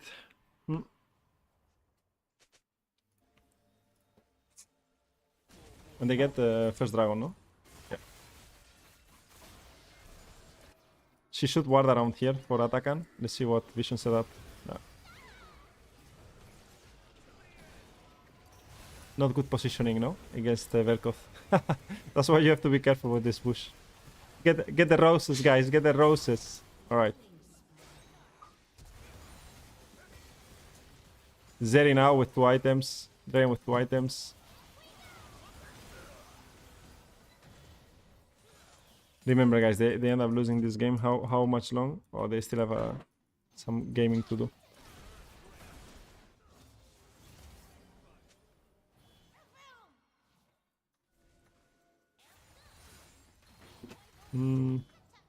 She's pinging the jungler to play with Lulu. They play together. And they look for a silent pick, right? She's not that bad. I think it's okay. It's really smart. They kill Warwick. Lulu goes back mid lane. Here, I don't think you want to go back mid lane. You want to keep staying with Diana. And just play with Diana. Help connect Draven. It's not that bad. Jace will get the bot tower. That's great. And now you just respect, right? The polymorph is fine. The position is awkward. You want to go around. Because you are a bit exposed. It's just tricky, right? She has flash, so she can kind of play it. Braum is very annoying to Draven, right? Stop the entire ultimate of Draven there. The TP still goes in. Who is TPing? Yeah, Velkos, yeah. And now they should just disengage, right? Double flash. Talon doing Talon things. Yeah, here they should have based already for a long time. They are staying too much base, right?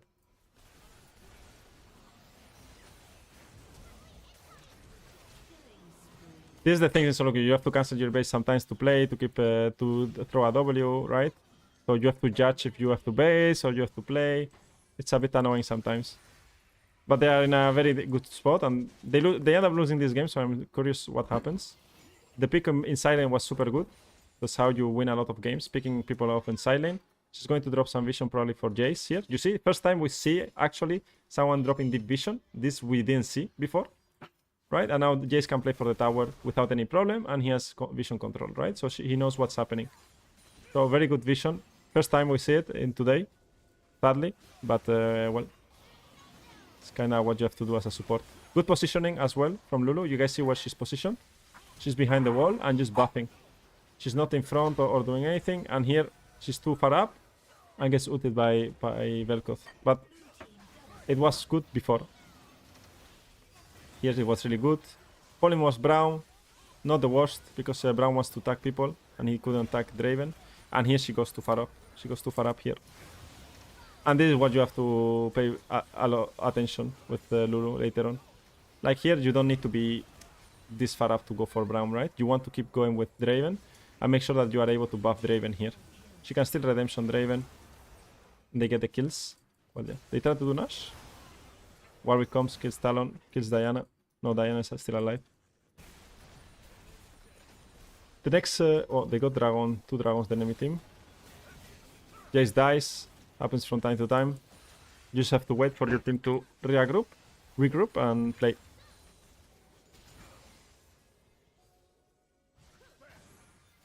Also, you guys see that no one is like splitting that much. He's going to push and he's going to maybe do one more wave, but he's looking for a flank. You see how he's looking for a flank? He's not like perma pushing.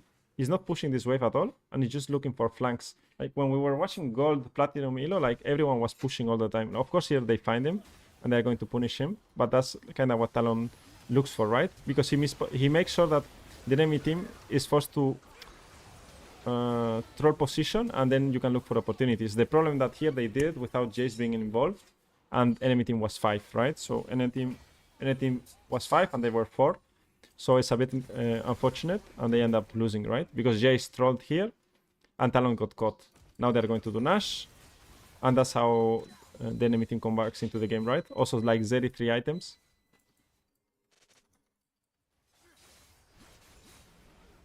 And this sucks a bit. But Lulu had some 3 deaths, I think, or 4 of her 6 deaths were a bit meh. She could have survived or played it better. Early vision control, not the greatest. Not the greatest snowball for early game. Could be way better.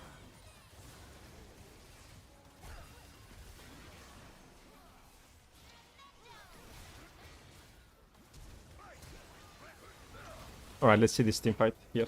Let's go back.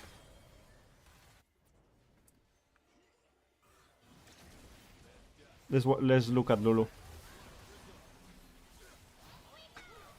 Okay, Talon ulted, so he can get CC on good polymorph instantly onto Pantheon. You see how she guides back towards the Draven all the time.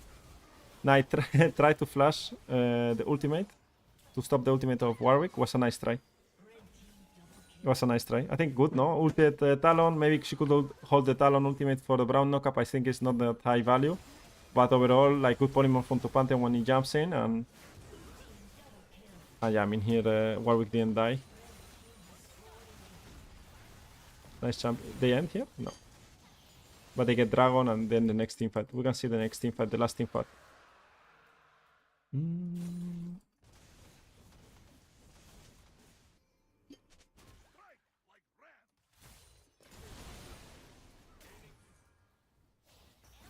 Let's see. Do they just end like this in million? You see they are playing. You see how they are playing? You see? Guys! How many people from the enemy team is top with Nashor? 0. 0 players are top. They are 4-1. 4 people mid lane, one bot lane. I mean, 1 could be mid lane and 4 bot lane. That's also fine. I mean, that's better probably to siege the tower. But well, yeah. Lulu mispositions, gets blasted by Velkoth, and yeah, the game is over here. They will just die and get the towers and end the game. Alright. I mean, the level of, you see, increased a lot in this game. Like, master 200 points compared to Diamond 3 that we watched. It's a big step. Still, I think Vision setup early game, not the greatest, and better sync up with the jungler. Maybe in Void Grab she could have moved, but I don't know if I would have moved, having Draven and Diana jungle right there. So I think overall was fine. But she missed a lot of opportunities, mispositioned a lot in team fights, and lost opportunities in laning phase to snowball more. Sadly. Here we go, Challenger. Here we go, Challenger. Exactly. We're going for Challenger.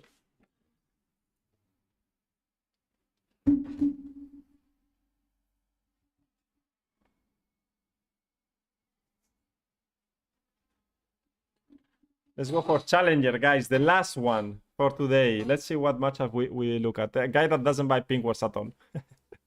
So he's Challenger, he doesn't buy pink wards. So maybe that's the play. He has hashtag Lulu as well. I don't know the guy. I don't know who he is. Doesn't appear in LoL Pros.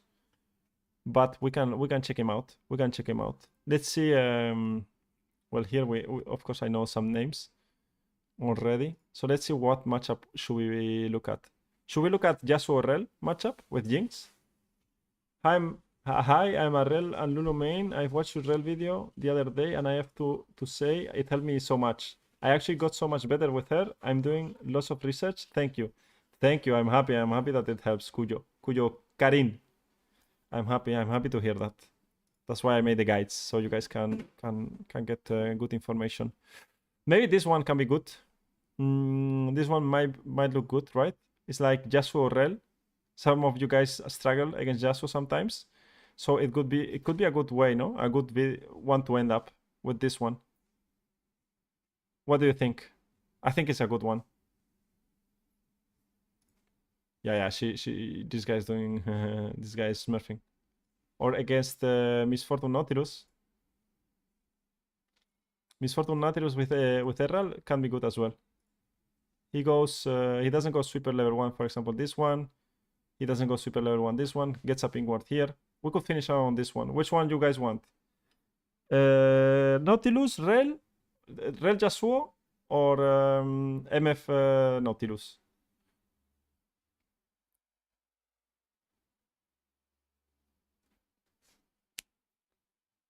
What do you guys prefer? We can look for that.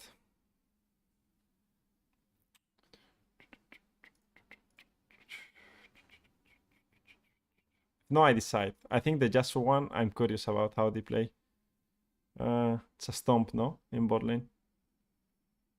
Nautilus? We can go for the Nautilus. Actually, we didn't see a Nautilus game, no? Real Nautilus here, right? Let's watch this one. Last one for today, guys. Last one for today.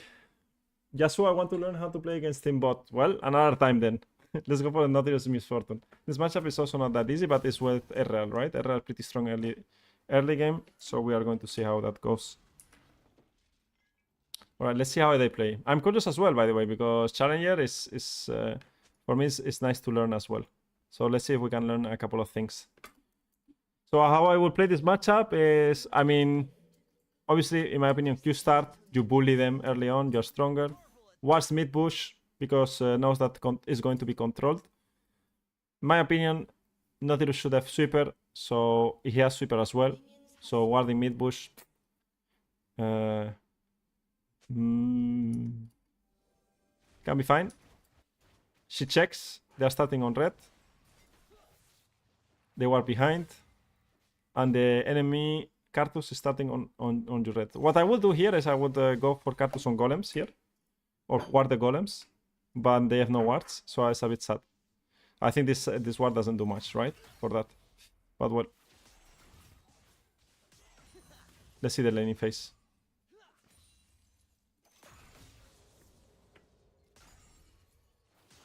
I'm fine, I'm fine. I will survive this last game.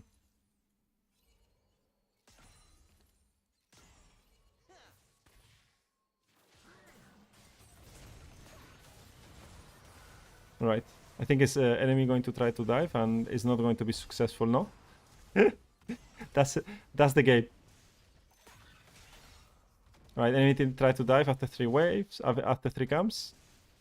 Doesn't work out. Survives with 1 HP. The Challenger Lulu story. They keep chasing and they need to crash this wave. They cancel the Nautilus back with the E and Q into the minions. And after this... Oh, he goes for the dive. Polymorph. Does RR get the kill? No. A lot of summoners. No one dies. They base. Here, they might... I mean, MF is just going to slow push, trying to cancel bases. Alright. Now, she gets Dark Seal. I would go... How much gold does she have? I mean, she has only gold for something like that, right? Dark Seal, maybe not the worst as well. You have some HP against the Nautilus, and she opens directly towards mid lane. Because Nautilus is probably opening towards mid lane as well. And yeah, they are going to look for a 3v3 in mid lane. And RL is also moving towards mid lane. You guys see that RL is moving because the wave is coming towards him, so he doesn't need to be bot lane. At the moment, nothing happens. Go back bot lane. Cartus is invading the Raptors, and then she's going to stay to defend the Raptors, right? Looks how she's not scared to fight Nautilus 1v1. Because Nautilus is not going to kill Lulu. She's not scared to lose the HP here. She used the potion to just play and keep Nautilus away from his team. I think here he throws a bit, no? With the Qs. Almost, she got hit by 1 free Q. Now she bases, okay. Bot lane is still fine. I mean, Ariel is not fast pushing, so that's good for her. So she can just base and come out, get the crash. Now she will want to crash this wave. Or she can also move, because Ariel should be pretty safe against Nautilus Misfortune. It's not going to suffer much. And Void Grabs are up. So she makes the decision that it's better to let Ariel alone, not crash this wave with him, and move. Because Nautilus might be also like moving to Void Grabs.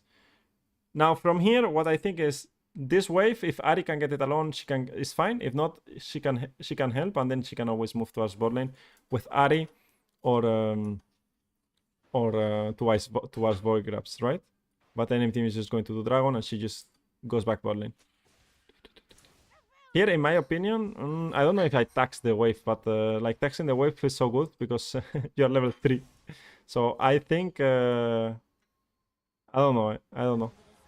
Like taxing the wave could have been something I would have done with Ari and just get the wave.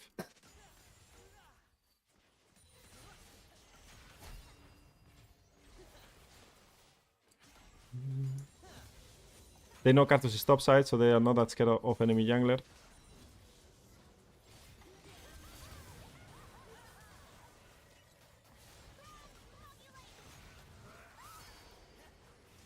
Okay, she dies. But you guys see as well, when she's fighting, she's not running away that much. She's just making sure that she get hooked, auto-attacked. Now she does the ultimate and keep fighting, right? Like the damage of Lulu is insane. Of course, the Israel also keeps fighting a lot and helps a lot to get a kill. But yeah, at the end of the day, it's they both end up dying, but well, they got Nautilus kill, and now Ari is going to push this wave. So Dryce is also losing something, right, out of it. And Zyra is pretty ahead on Cartus. Nothing too special right now, just opening mid on timers where Nautilus can be mid lane as well. And a bit of a tour for the Void Grabs. Maybe going bot lane could have been better to crash the wave and then move to Void Grabs. I think that would have been fine, especially because you are already at mid prio. But well.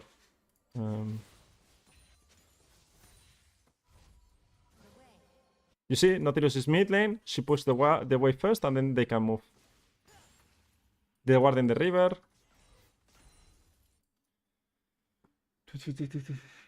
I think you may already have covered this in your video, but do you have any advice on how to play against Vel'Koz and Karma with Rel? Depends how good they are, but just wait for them to push and then punish with a flash or with your jungler ganking. I think that's the best way. Once they don't have flash in lane, it's very easy to kill again. You can just walk up and engage on them.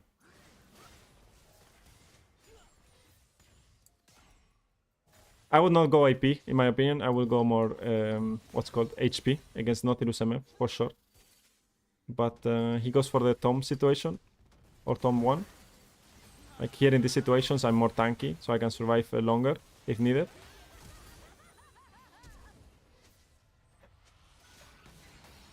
Okay, close. I think it's more enemy team trying to play and not getting anything than she's not over-forcing anything, right, in laning phase. Now she's going to crash. Or well, push the wave, base, and now probably move to our Void Grabs, right? Here, Void Grabs are going to spawn again. Nautilus is bot. Erral should be fine alone. Is she going to match the Erral? In my opinion, she should open here and drop some vision. She already has ward items. Because the wave, this wave is coming. Warding here is best, and warding here is best, right? I don't think this opening in bot lane is that good. I would always ward the Raptors here, so we get some info on what's happening. And then go back bot lane. Because for sure Cartus is or looking to go Void Grabs or invading the Raptors, so you have more information on what's going on. Even this ward here is good. They will see you, but Erral should not be able to get dove, right? You don't... Lulu is not that great in competitive. I mean, it's good with Zeri. We've saw that, no, in Fearless Draft. But because the champion cannot face check that much, right? And it's bad pairings with a lot of junglers. So normally... you don't go with pair well with a lot of junglers. You want CC in the team as well, right? And normally the support role takes over that. I think she's late here. The problem here is that she should see the Nautilus rotate, right? Towards mid faster with better vision. Oh, I went too far behind, by the way. Here, she should see Nautilus, and you guys see that there's no ward here. There's no ward here, so she doesn't see Nautilus rotating, so she's late to the play, right? She is level 6, but you can get level 6 on this wave as well if you wanted to, right? With your mid laner on the wave before. But well, she's level 6 and Nautilus is not. And his teammates made a lot of time and played well.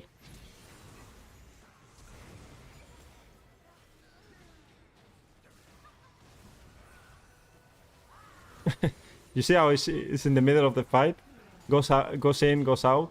Double kill for Lulu with the Darkseid. She knew that she was going to get 4 kills. Reset. Hitting Void Grabs is fine once the fight is over. No wards to drop deep, so she doesn't go for deep wards. Go back bot lane. I think they kill... oh, Arif misses everything, but still 1 HP MF.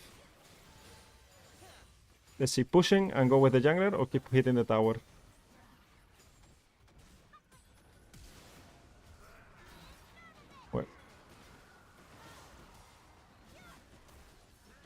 Bad choice of pathing for Lulu. Wasting their time and just dropping some vision there. But yeah, Lulu pretty troll, right? Dying there with the stacks and how fed she was. It's a bit of a shame. But well, Nautilus no flash now.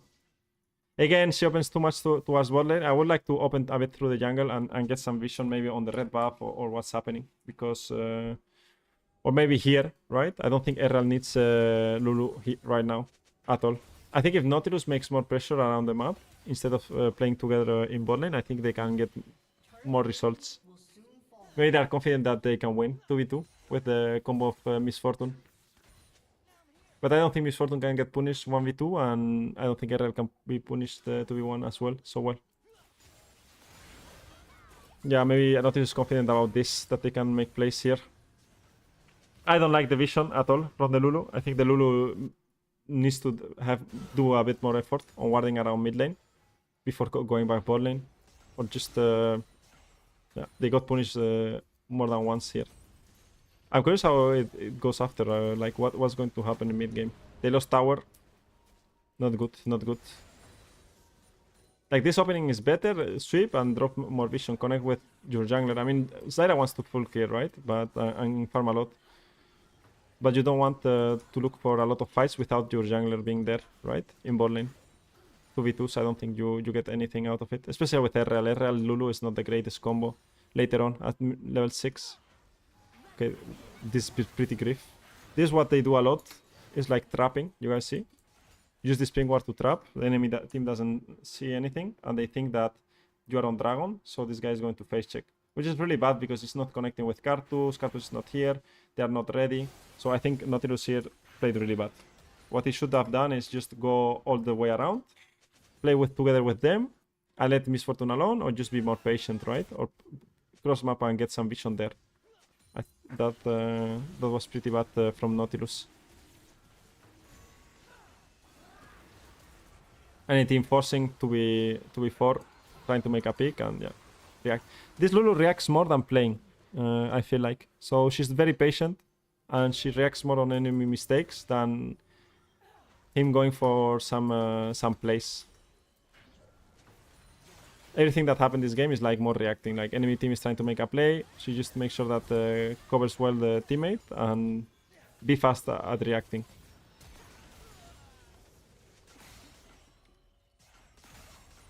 Do you think Lulu is good blind, or when would you pick? Yeah, Lulu is good blind pick. Like she doesn't have really good counters, right? You will always be useful, and it's hard to punish. You can play a mage into it or poke, but then poke is going to be way weaker later on. It's fine blind. It's a fine blind pick. If you like Lulu, then you can play it all the time.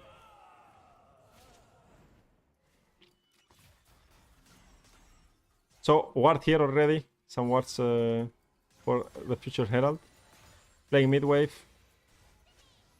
She uses sweeper. She uses more sweeper or better sweeper than the others as well in the jungle. To see if enemy warded. Protecting the Cassante, getting some vision. You see the tour that she did, like around top lane, wards top lane, goes back. Now I think if Zyra plays the Herald, then you don't base. But if no one is playing anything, then you want to base to get wards again, right? Probably she's going to look for a base now, soon, to get wards back up. There it goes, the base. RR can play alone. Now she could go bot lane and help with vision, or go directly mid lane again. I mean, RL here trolls, can never get this disengaged on. And now W. She W herself, get some vision to see where Nautilus is, and should rotate to a top lane. Yeah, the problem is that RL got traded here for no reason. He lost a lot of HP, but Lulu should be faster on top, or could be faster on top, and they are going to lose tower for that. And you guys see the vision that she drops around top side, and now goes back towards mid lane.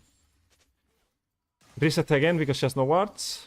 No pink wards. I don't like it, to be fair. I don't like no pink ward gaming. It's okay to get the items faster, but in my opinion here, if you get a pink ward here, you get control already of this is not warded, and this right now is warded, right? So it gives a lot of info for the enemy team for free that I don't like to give for only 75 gold or for 400 gold in one game. Well, his team is smurfing.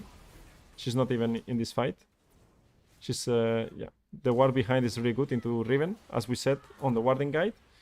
You see that this ward is going to spot any flanks, and she's just matching the flank with Zyra. So Riven cannot flank. Flashes aggro, and they kill the... she doesn't die, Riven. She died. Good positioning. Let's Diana take the hook and then buff Diana. I mean, the game is over, no? Here already. Oh, it's not that over, eh? It's only 1k difference. But I feel like the map state is really good for red side team. For blue side team, sorry. This team. You see Redemption second, right? Against Cartus is a must, right? You get Surelia Redemption. I like the build of Surelia Rush. I mean, Redemption Rush instead of Surelia. And you do Redemption Surelia. But Surelia Redemption is also fine.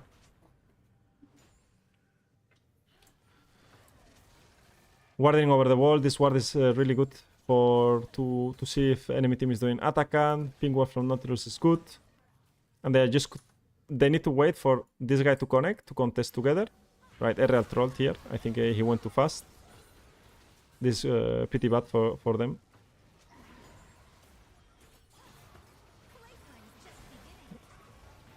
Nautilus is oh, good. Look good, but no follow-up for Riven. You guys see where Lulu is playing all the time? Like, careful behind. If their teammates die, they die. But she's not going to die for it, right? Do you see that Lulu is not going in to save Casante or anything? Like, very patient. Okay, they died. Let's play next one, right? And on the next fight, she plays the same. Make sure that she's not that exposed. Oh, this is really good, no? Comes here, drops a redemption to get vision right now. And now just make sure that he's annoying. Kills one. And now can fight for the roses, right? And the team is also coming. Wow. I mean, she smurfed here, no? Like, this is game changing. This is game changing.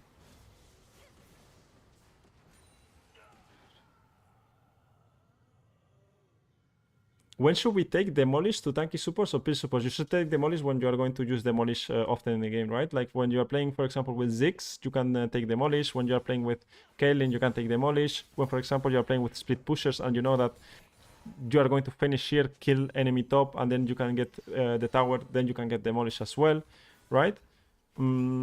That's fine to take Demolish. It's a fine situation to take Demolish. But it's not common, It's not common taking Demolish at all. I feel like this guy has more control over the champion, over Lulu, obviously, than the others. Knows exactly how far he can go, how he wants to play the fights, the positioning. Very patient as well. Sometimes impatient, sometimes he gets picked off and die, but well, that happens as well. Like, he's playing against Challenger Nautilus player as well, right? I didn't choose the winners again. I will choose the event winners today and make the other event tomorrow or after tomorrow. Very patient. Now you guys see that she doesn't go for vision without the teammates being here, right? Like now Zyra is here, Ahri TPs, and now she's able to go for vision. And they punish the Ryze, right? The Ryze trying to... This is the good thing about Surelias. It makes you so fast that you can rotate towards a silent and like look for this type of kills. W into knockup of the ultimate, and then making sure that you connect again with your jungler. Be careful to fetch check alone, and you see always together, so there's someone that can fight with Lulu all the time. Now she knows the fight is lost and just runs, right? Had to flash. A bit messy, it's not too organized as well. At the end of the day, solo queue. Korean solo queue looks better, not gonna lie. The Challenger Korean solo queue. And again, let's see the positioning. Behind the Ahri, now probably goes a bit forward. Will get control over this bush, you see. Ward directly this bush. Maybe ping this bush as well to know if they can rely on it. Now this is warded. And she always plays, you see how she plays inside the carries. She's not in front, she's not doing... not overextending or trying not to overextend. Plus she has no flash, right, from the last fight. She probably drops one ward and base or look for traps. But she has no ward, so maybe she wants to base. Team wants to do Nash. Let's see. It's a follower. At the end of the day, you're an enchanter, right? You make sure that you buff your carries, like Erral doesn't die. Miss Fortune contested the wave. Died. Really easy to punish with Ahri. Chobi's playing, you know, Genji Chobi. And all the time behind the carries, like all the time, like making sure that she's like a support, like a true enchanter. Reset and play again. How long is this game going for? Wow, very long. Let's go for some fights, no? I think we can watch that. How she plays some fights, some deep vision, shallow vision. Let's go for it. But this game is very, very long. Wow. One of the longest games. I mean, I don't know. Yeah, it's 50-minute long, no, this game? What's she building? Solari, right? Redemption Solari, really good into Cartus. So it looks good.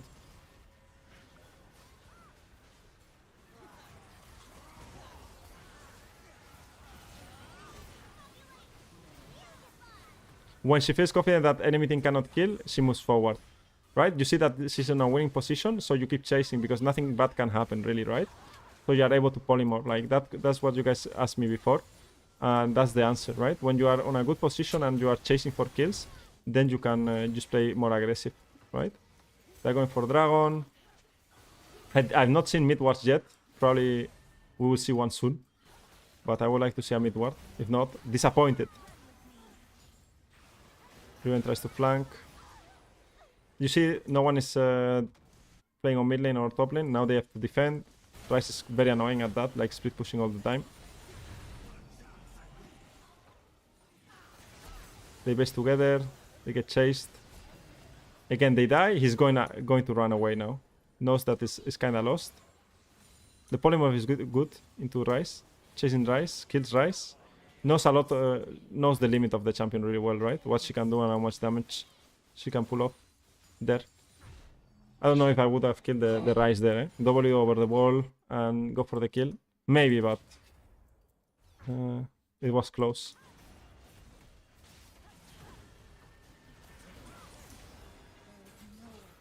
No wards mid lane, eh? Guys? No wards mid lane. 24 stack of Magi's, but no wards mid lane. No wards mid lane, eh? Maybe now? Ay. Okay, guys. Challenge Lulu doesn't ward mid lane.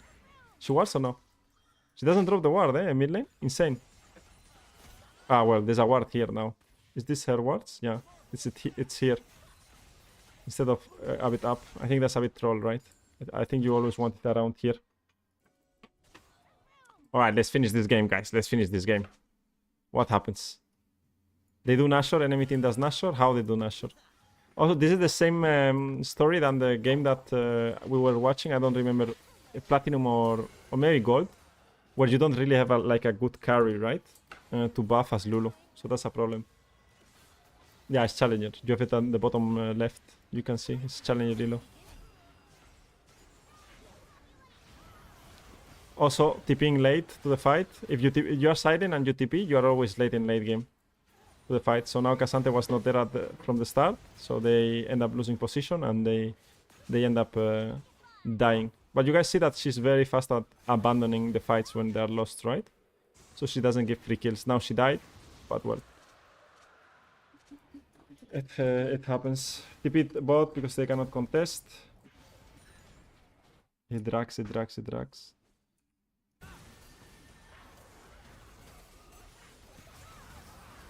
Went for an aggressive W here. So she went for an aggressive W in this fight. Now the engage of Nautilus is not that good. No one can really follow up. Area on side. And insta polymorph. So Miss Fortune gets the entire combo. Now she needs to save the Ari with ultimate. And that's it. Really good fight by the Lulu.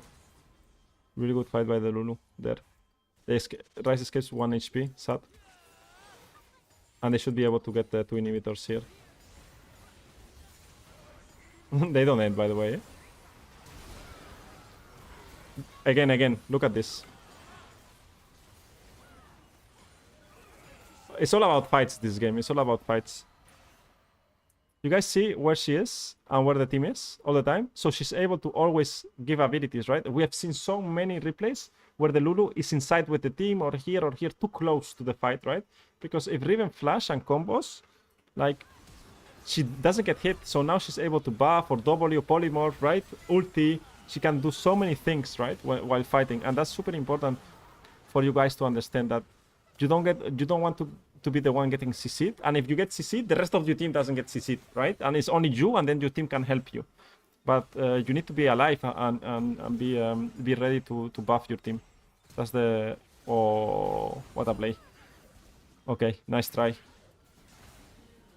Nice try, nice try. Right, let's see the dragon here. I think the game is already a bit hard for the red side team. They get Sol. And now the next fight is going to be the deciding fight, right? They open... so she has Downcourt, 25 stacks, Solari, Surelias, and a Redemption. So yeah, she's very, very fed. The shields must be huge. Long game, eh? Long game. If this was not Errol and a Jinx, the game will be faster. But Errol doesn't benefit that much with Lulu. Oh, well, he only plays Lulu, right? So, I mean, a lot of Lulu. No, actually, only Lulu. But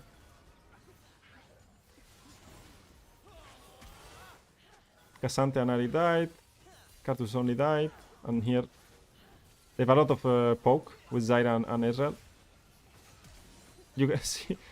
And now he plays aggressive. When he can get a W in for the Misfortune, and also he's not going to die, then he does it. They should end here, no? Here where they end. TP comes in. Good polymorph. Polymorph is broken, completely broken. Well, 45 minutes of game in Challenger level we watched. Okay. For me, the difference is the... I would not even say vision. I think like knowing the limits of the champion and playing teamfights correctly. And don't overforce too much. I think the Lulu was very patient. Didn't force too much anything in general. Just very, very chill. Very, very chill gameplay. Okay, so we did it. Silver to... we did silver to what's called? Silver to Challenger in 4 hours, no? Or less than 4 hours. All right, it will get better in the next champions, guys. I will prepare... we will get used to it. I hope you guys liked it. Maybe it's more interesting to watch low elo and explain low elo than watching high elo, because they do a lot of good things. But you guys will let me know, okay? You can find me on Discord. I will leave my Discord server here. That's where you can contact me and find me always off stream. Yeah. I saw them play the role better as we went up elo, but the vision wasn't that drastically different. This was fun. All right, it was fun. I'm happy. Yeah, the vision is hard. Solo queue players that are not... no one was a professional player here. So I believe no one was. Even this Lulu is not a pro player, if I'm not mistaken. So they tend to have very bad vision, right? So yeah. All right, guys. Bye-bye. See you guys tomorrow, same time. And tomorrow we are going to talk about the patch and probably Rakan with Electrocute. We are going to play. I want to play, but I will think about it during the day.